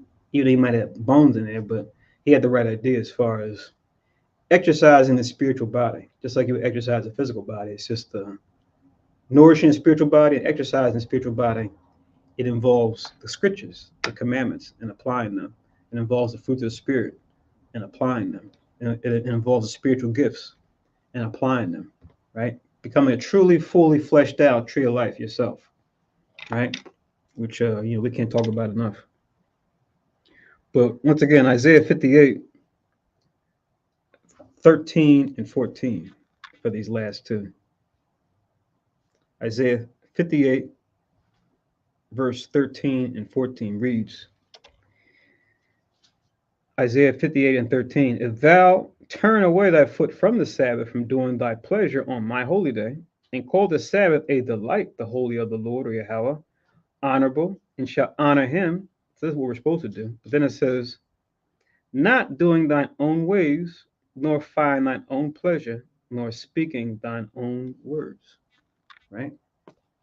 So at first, when you learn to do this, you may be scratch your head and trying to figure out, okay, what's cool, what's not, what's not cool. Just like when you first learn a dietary law, you're kind of extra shaky when you go to the supermarket, you go to the deli, you're like, okay, can I get this meat? I can't get that meat. I can get this fish. I can't get that fish. But once it becomes like second nature, right? It won't be such a hassle in your mind. It won't be such a work. Or like we just kept the Passover, you got to figure out, okay, what's leaven, what's not leaven, what are the names they go by now, right? Is this a leavening agent? And what's the difference? Once you go through it a couple times, you get the hang of it.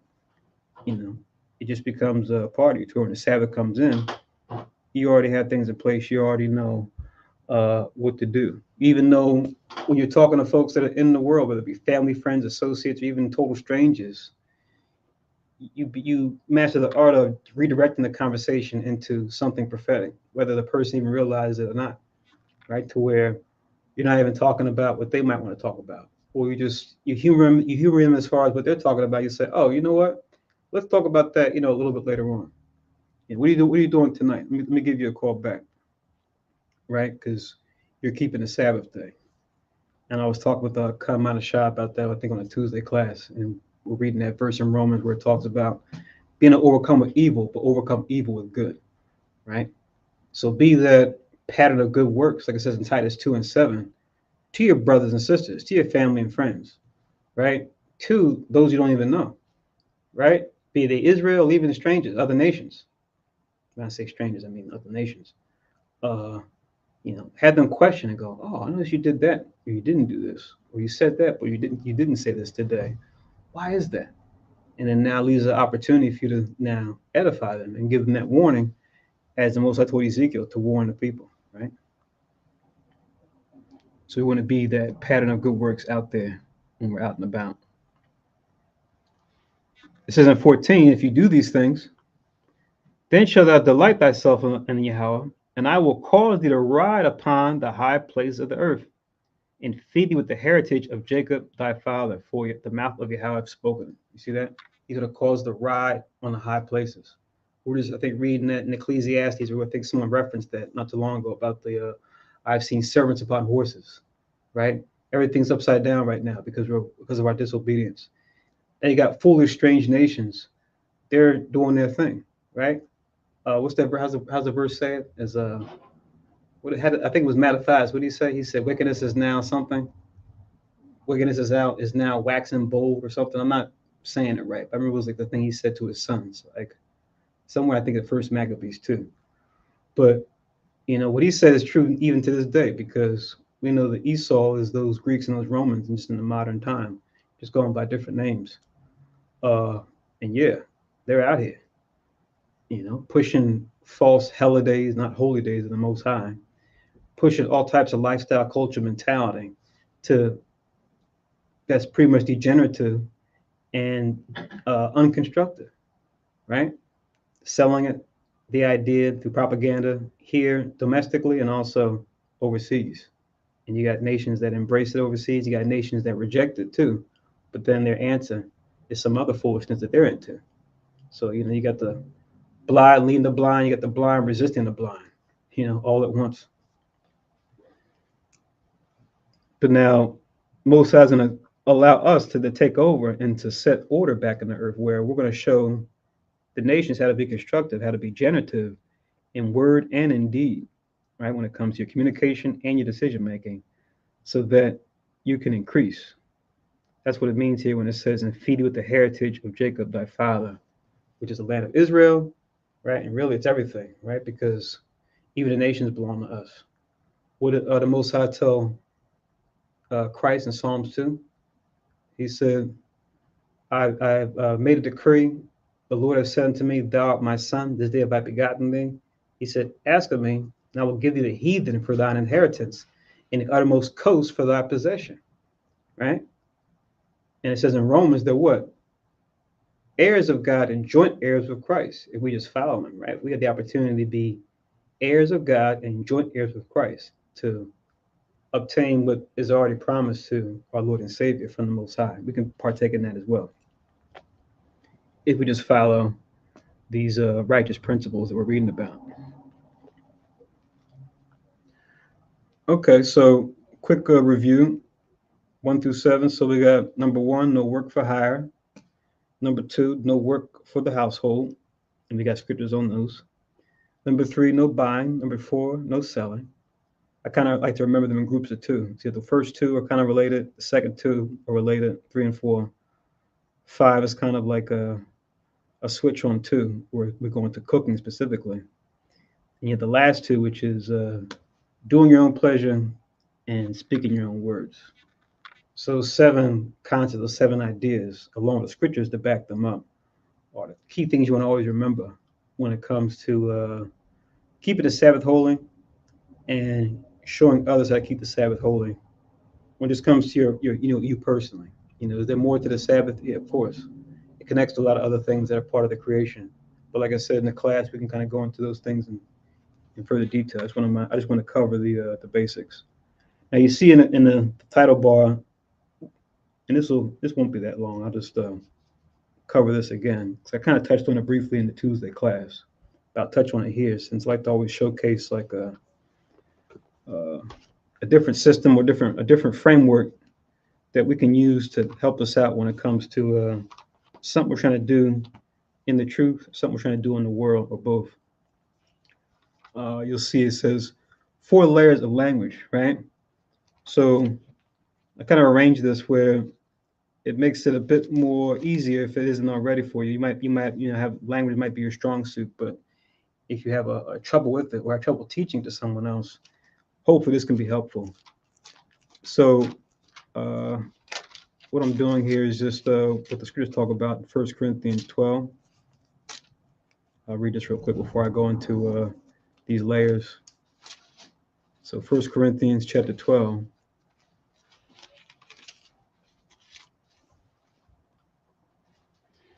First Corinthians 12, I'm going to read 4 down to 7. So 1 Corinthians 12, chapter 12, verses 4 I'm going to stop at 7. So 1 Corinthians 12:4 reads, "Now there are diversities of gifts, but the same Spirit." Right? So think of the tree of life, right? You got the branches and you got the leaves on the tree of life. That's like the commandments. You got the fruits on that tree of life. That's like the fruit of the Spirit that we talk about. Now think about the seeds in those fruits, right? Because we always want to make sure we eat, fruits and vegetables that have seeds. Otherwise, it's sterile. It's some GMO stuff, right?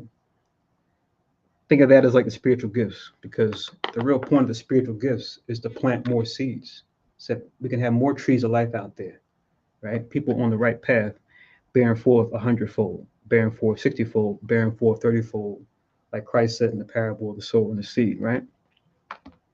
So it says diversities of gifts, but the same Spirit. Then it says in verse 5, there are diversities, or rather, there are differences of administrations, but the same Lord, or Adawan, and there are diversities of operations, but it is the same God which worketh all in all. So that's what we always like to talk about. In principle, we all want to be operating the same way, right? All the different camps. We want to agree on the milk topics. We want to agree on the basic principles, the first principles of the oracles of God. But now when we talk about operations and administrations, right, that's where things can get, nuanced, right? Where you can vary your approach in how you plant seeds, right? Your methodology, right? You want your methodology to be, fluid and endless, whereas you want your principles to be finite and few and defined, right? Where you'll see two different camps, and one camp might be proficient in, they might arrange themselves this way, where they have a certain schedule they adhere to when they do certain things. But they might partake in these types of works, whereas another camp might be doing these types of works and something else, right? One group of Israelites might be doing on a more musical approach when it comes to putting the truth out there. Another camp might have more of a focus on community service. Another one might have more of a focus on business, starting businesses. Another one might have a focus on, street teaching. Another might have a focus on, the list goes on as far as all different things we can do with our spiritual gifts and the ways we can arrange it or structure it, as long as it's based on the principles of the scriptures. That's what's key. It says in verse 7, but the manifestation of the Spirit is given to every man to profit withal. And as you go on, it goes to different examples of the spiritual gifts. But I just want to read those as it deals with operations and administrations. And we see it mentioned again here. I'm going to jump down to 27 and read verse 28. So 1 Corinthians 12:27, it says, now ye are the body of Christ and members in particular. 28. In God or power have set some in the church, first apostles, secondarily prophets, thirdly teachers. After that, miracles, then gifts of healings, helps, governments, right? Dealing with operators and administrations, right? How you organize. Diversities of tongues, right? So we kind of broke down, I guess, the hierarchy as far as importance, but they all play a role when it comes to the different branches of Christ that are out there right now, bringing folks into the fold, right?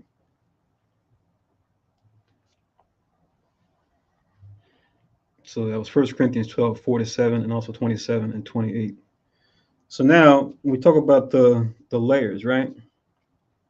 So I put this together mainly to learn the Hebrew, right? To arrange a way to bring out the Hebrew to where it's easy to understand and to help others to learn it as well.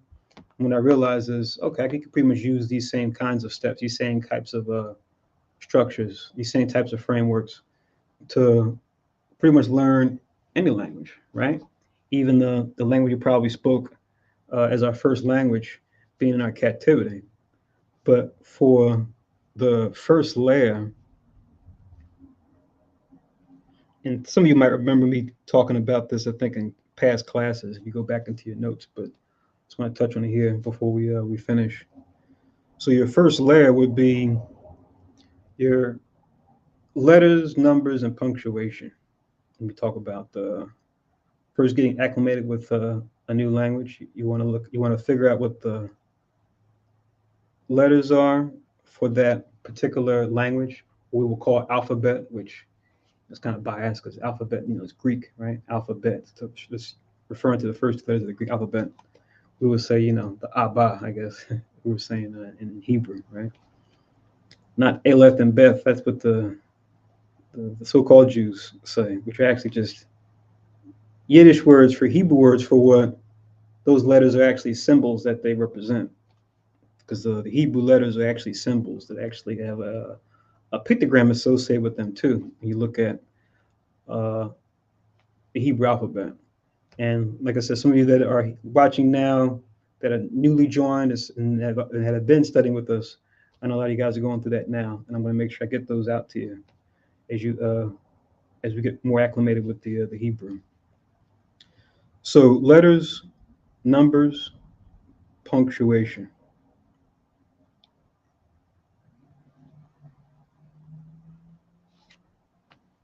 And with the Hebrew, it's cool because the letters function as numbers as well, right?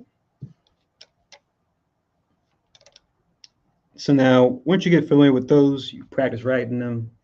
That's why I have some of you guys doing is writing them, like 10 times each, both the modern and the ancient characters that you're familiar with both scripts as far as alphabets.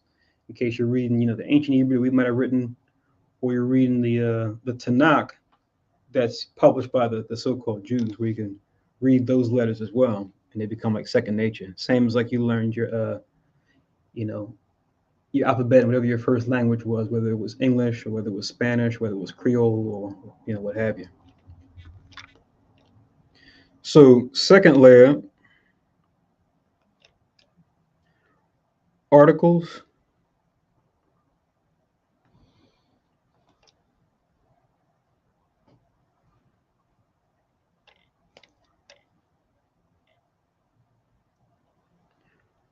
pronouns,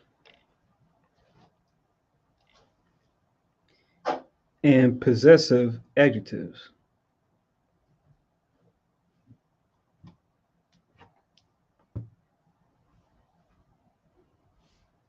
So articles are like the or an, right? So that might be different in other languages, right? How they say the, how they say an, or a.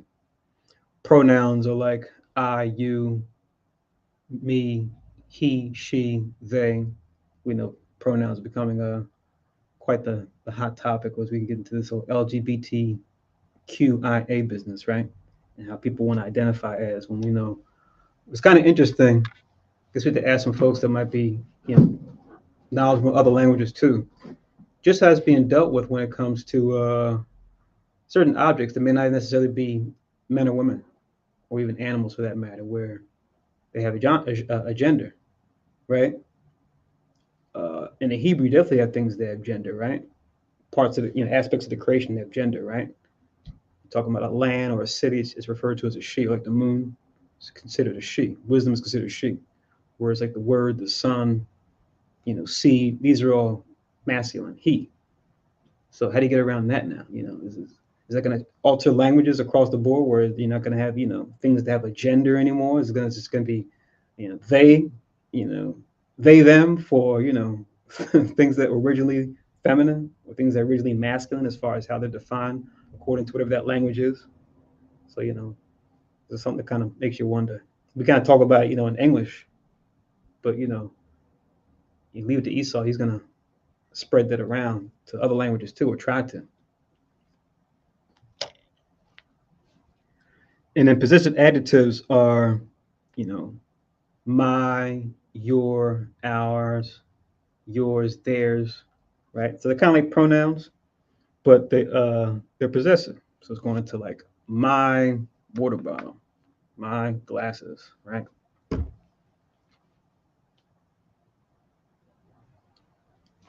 that's level 2, or the second layer. Then the third one, this is where you get into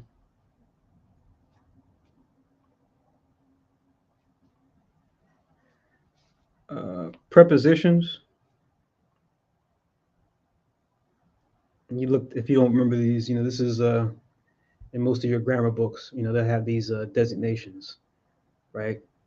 We probably learned about this a whole lot, when we first started learning reading, but then we just kind of forgot about it unless we actually work in, like some kind of writing or editing where it's like you have to kind of revisit these things often, or you have to write papers a lot and you have to, know what MLA is and, how to structure all that. So we have prepositions.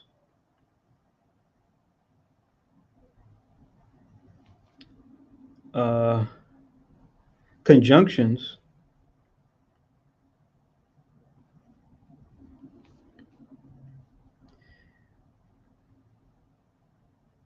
interjections, which we don't use that much, but you have them in the Hebrew. And I'll give you examples of all these after you write these down. And finally, you have one of my favorites, interrogatives. So your prepositions are words like by, from, to, over, under, right? Showing like where something is, right? Or where something's coming from. Conjunctions more so deal with why, right? Those are what we call, at least in school, we learned an acronym called fanboys in English. They probably have something else for other languages, which the fanboy acronym, it's F stands for, O stands for or, N stands for nor, A stands for I can't spell it right. F is for A is and. There we go.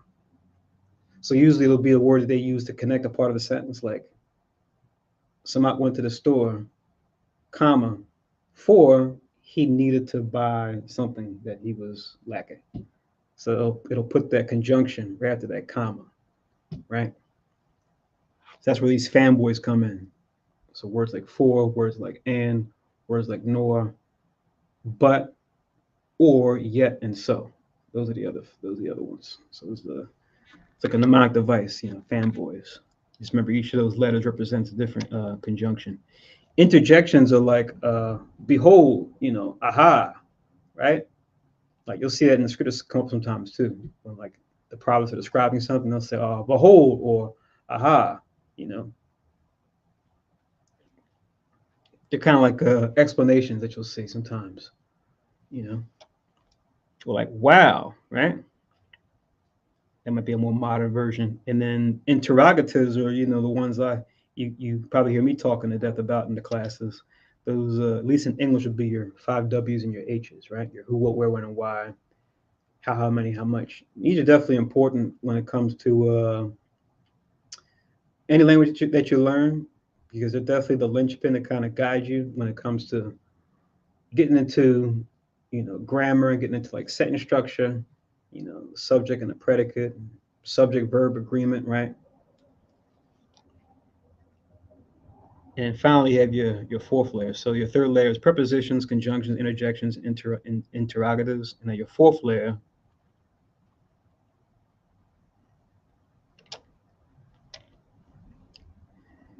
is nouns,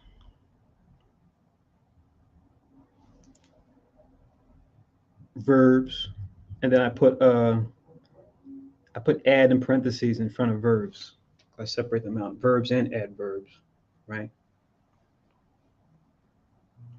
Adjectives.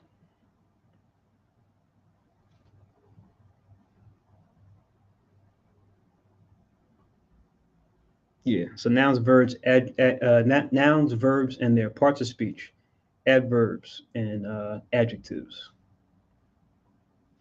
So nouns, persons, places, and things. That's what a noun is.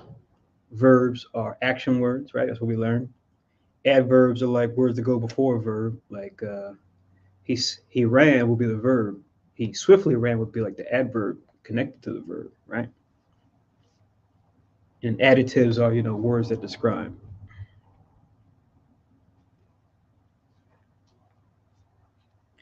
But yeah, those are pretty much like your fundamentals, and everything kind of builds from there, right? We start getting into simple sentences and start getting into complex sentences. The glue that kind of holds them all together is what we just discussed. So to review, you got your letters, numbers, and punctuation. You definitely want to start there when you're learning a language. Second layer is your articles like the, a, and. Pronouns like I, you, me, we. Possessive adjectives, my, your, theirs, his, hers, right? And your third layer, which is prepositions, over, under, besides, close, far. Conjunctions, your fanboys, for and, nor, uh, but, or, yet so. Interjections, aha, behold, wow, right? Interrogatives like who, what, where, when, and why, how many, how much, right? How many, how much are kind of like variations of how that are specific when we talk about weights and measures. We're doing measuring quantity and quality, right? And then finally, your fourth layer, which is your nouns, verbs, and adverbs as well as adjectives. And remember, with the verbs, you have your parts of speech, because that's where you get into uh, conjugating the verb, right, for the different types of pronouns. So the fourth layer kind of builds on the second layer in that regard, as far as conjugating a verb so it matches whatever the noun is that's in front of it. And then you have the not only parts of speech, but then you also have with tenses. So parts of speech, you can put that, and then put and tenses. When I say tenses, what I mean is past tense, future tense, present tense, imperfect tense. And this is where it kind of gets a little it gets a little it can get a little hairy depending on the language that you are studying, right? Because you have like the certain tenses that you might have to really focus on to make sure that you got the verb correct, written the correct way.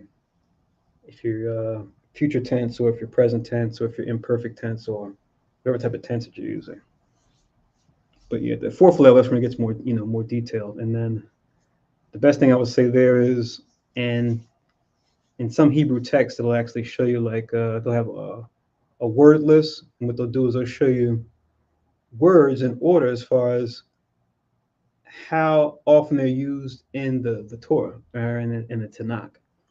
So they have like a list of Hebrew words, starting with like how it is the most reoccurring word in the Tanakh, all the way down to like I think like 415. So you're gonna have like the words in order as far as how often that they're used. And other language learning programs and manuals, they'll sometimes do the same thing. They'll say, "Here's here's a manual, but here's like a word list you want to start off with.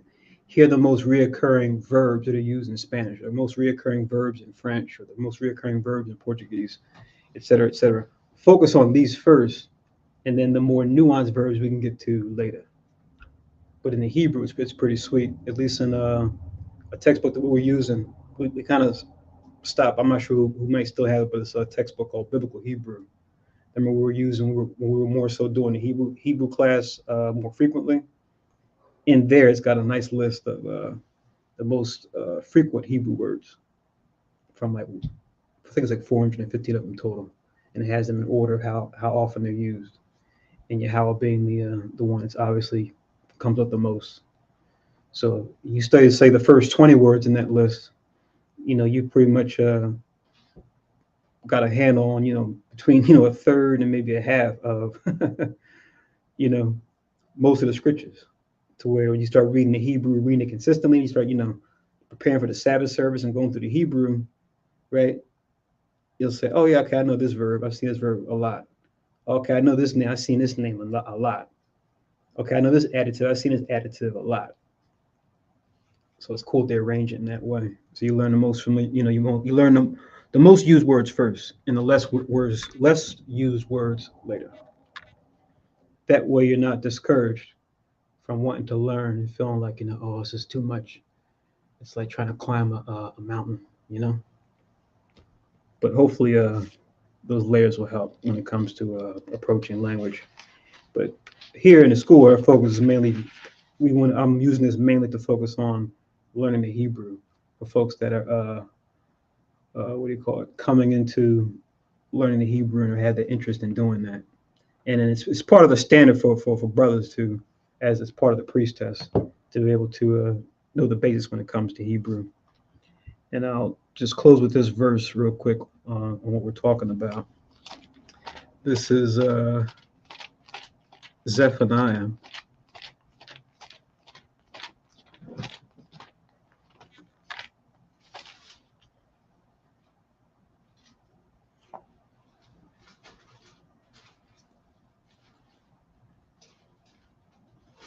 Zephaniah chapter 3 and verse 9. On the topic of language. So Zephaniah chapter 3 and verse 9, it says, "For then will I," you read above, it's the Most High, right? "Turn to the people a pure language, that they may all call upon the name of Yahweh to serve him with one consent." You see that? So we've been scattered all over amongst these different nations and all their kindreds and nations and tongues, right? But in that day going forward, like we were talking about before, as far as one new moon from another and one Sabbath to another, right? Shall all flesh come to worship before him. We're all going to be brought together under a language too, right? A predominant mainstream language, which is going to be the ancient Hebrew, the first language that we spoke as people on the earth, let alone God's chosen. So this is the language that they all spoke in Genesis 11 before the Tower of Babel situation, right? When it says the people were of one speech, it was the ancient Hebrew. And let the gainsayers argue with us on that, as they will try, and they'll make claims for, what about the Sanskrit? What about cuneiform from Samaria, Sanskrit from the Indus Valley? What about hieroglyphics from Egypt?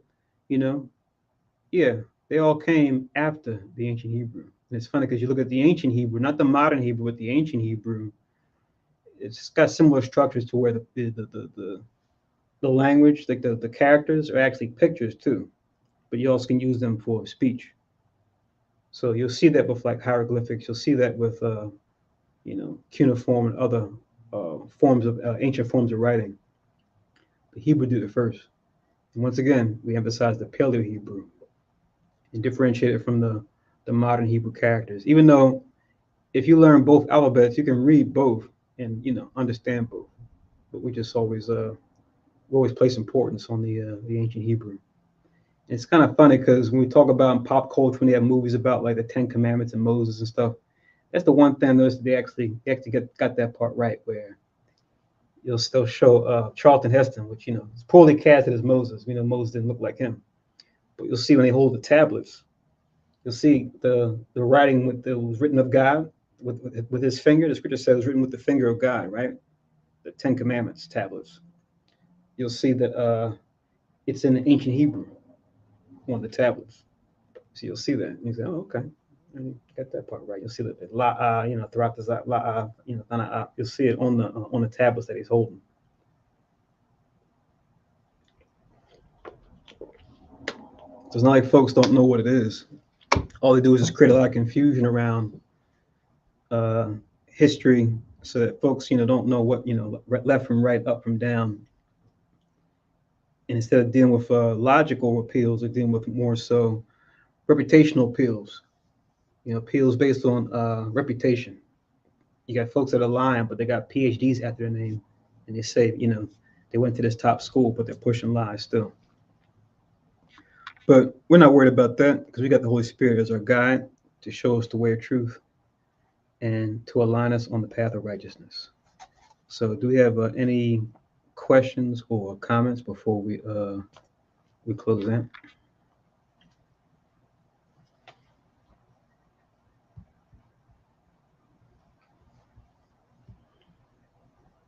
Kind of the water for the brothers and sisters that greeted us here on the chat, and for the scriptures that we got posted. Definitely take those into consideration.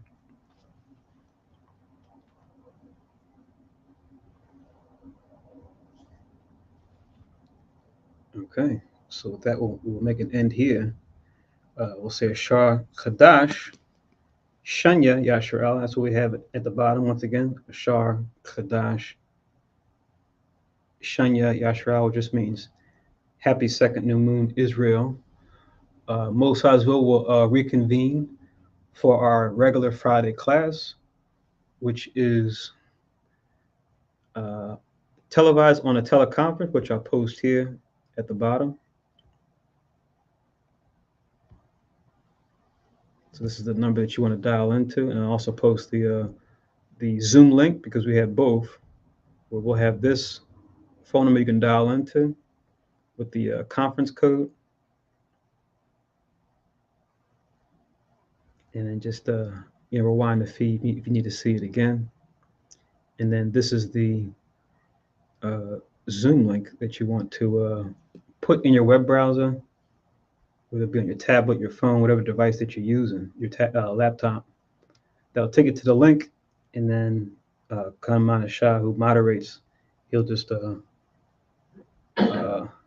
I think it brings you in automatically, if I'm not mistaken, but I think he can decide, or he can decide who does and doesn't come in case we got anybody trying to act up or troll or something like that, God forbid. All right. So yeah, we'll look forward to seeing and hearing from you guys on the Friday classes up and coming.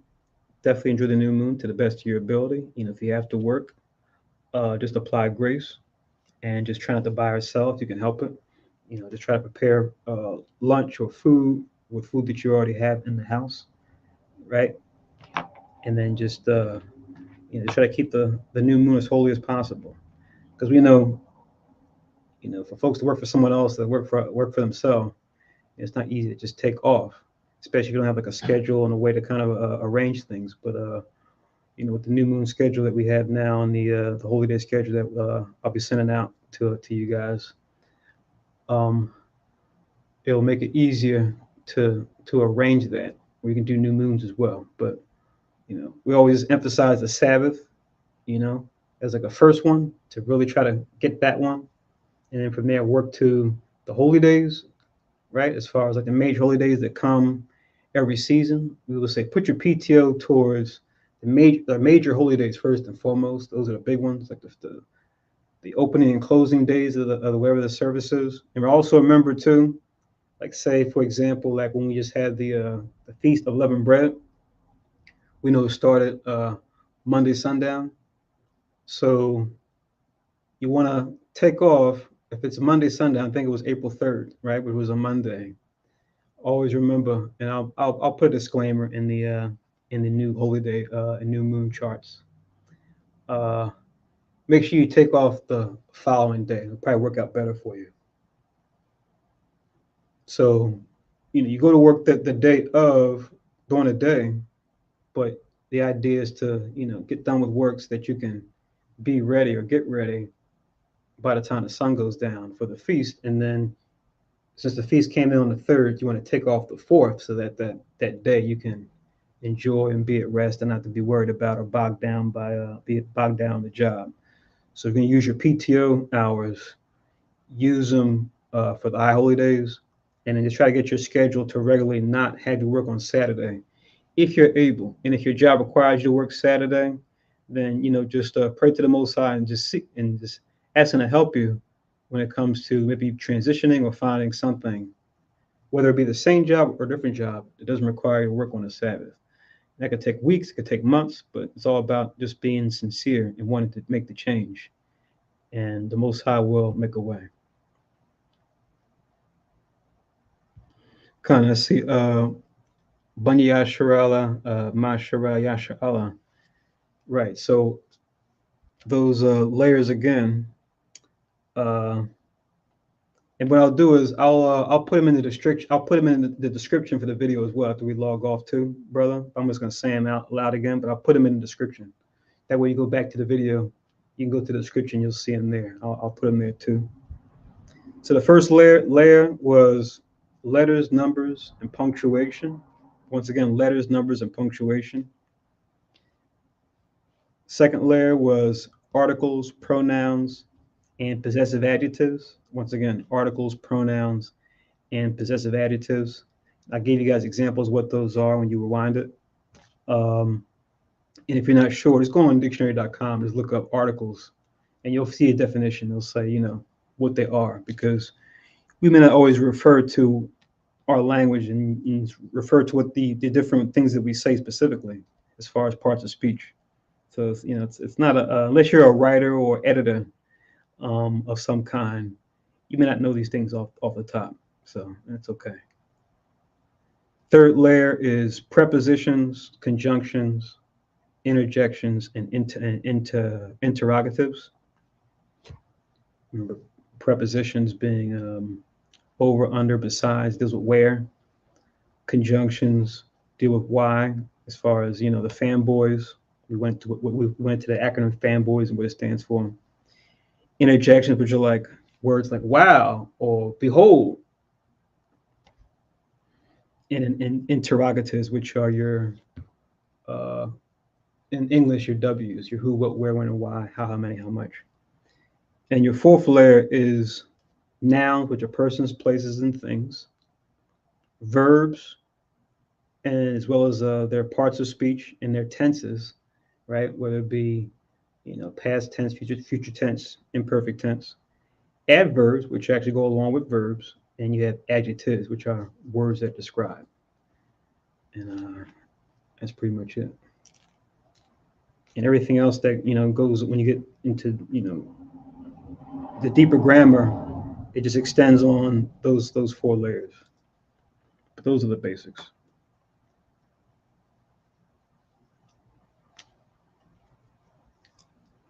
So hope you're able to receive that. And if not, just feel free to rewind the video and play it back, at half speed, or speed it up if you want to go through it quicker. But like I said, I'll make sure to put that in the description for the video after we do the closing prayers and close the service out. So any other questions or comments before we finish?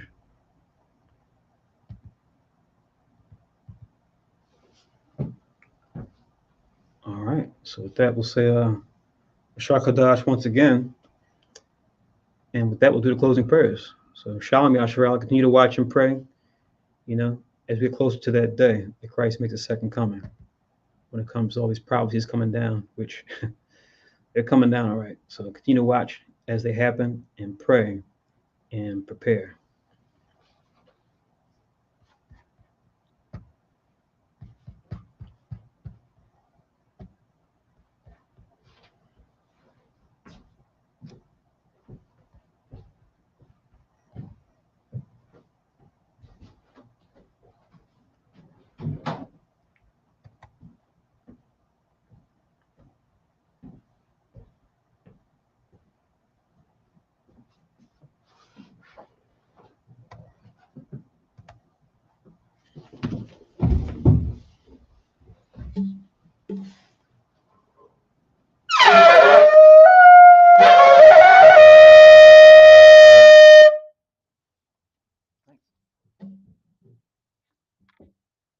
Duet going on there.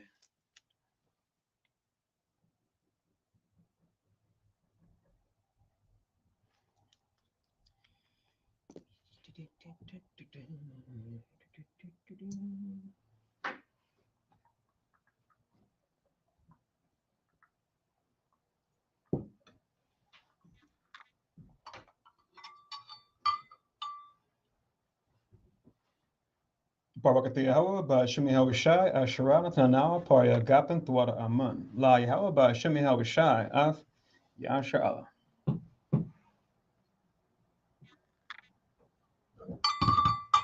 English translation.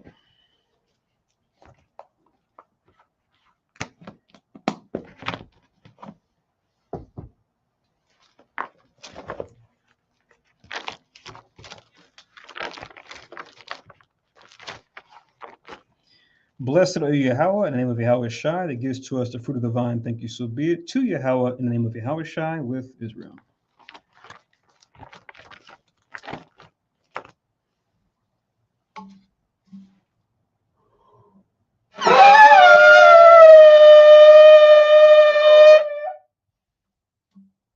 I Magwa, Panya Yerushalayim, stand and face Jerusalem.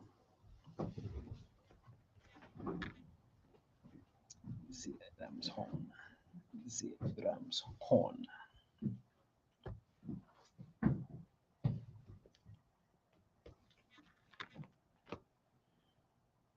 Yahweh, Ba'ashem, Yahweh Shai, Baruch Shai, Shemai, Lanawa, Aitad, Yamyan, Aitad, Shalak, Micah Allah, Waha'alahayim, Tazwadakim, La, Shamar Al, Barak, Rapah, Magan, Wachazayak, Banya, Yasha'ala, Washalak, Lanawa, Rabian, Kakamah, Rabian, Da'if, Rabian, Bayanad, Rabian, Sabalanwa, Rabian, Amawan, Rabian, Aqua, Rabian, Ahabian, Rabian, Haganah, Rochanaya, Wasalak, Kau, Katayanawa, La'akim, Wa'akiwa, Wiyasha'ala, Damyad, Waiwalam, Ba'asham, Yahawashai, the water, Aman. English translation. Yahweh, in the name of Yahweh Shai, please listen to us now. Right now, send Michael and the righteous powers to watch over, bless, heal, protect, and make strong the children of Israel. And send to us much wisdom, much knowledge, much understanding, much patience, much faith, much brotherhood, much love, much spiritual protection, and forgive all our sins. For the brothers, sisters in Israel, always and forever. In the name of Yahweh Shai, thank you, so be it. Four Corners Prayer. Yahweh, Ba'ashem, Yahweh Shai, Barak Nawa, Wayasha'ala, Wapapya Saparia, Shema, Yasharele, Yahweh, Allahoi Nawe, Yahweh, Akhed.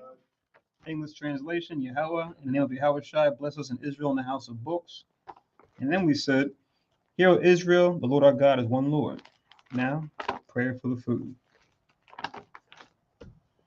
Yahweh, Garawo, Basham, Marawanya, Yahweh Shai, Baruch Shai, Barak, Makau, Yanawa, Shatayawa, Yanawa, Yayan, Yanawa, Lacham, Yanawa, Shakara, Yanawa, Zakhar, Hayarak, Kadash, Basham, Yahweh Shai, the water, Aman.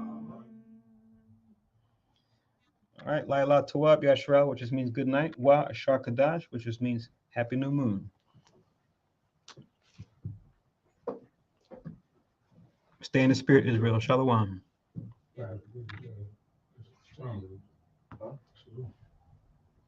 Oh, yeah.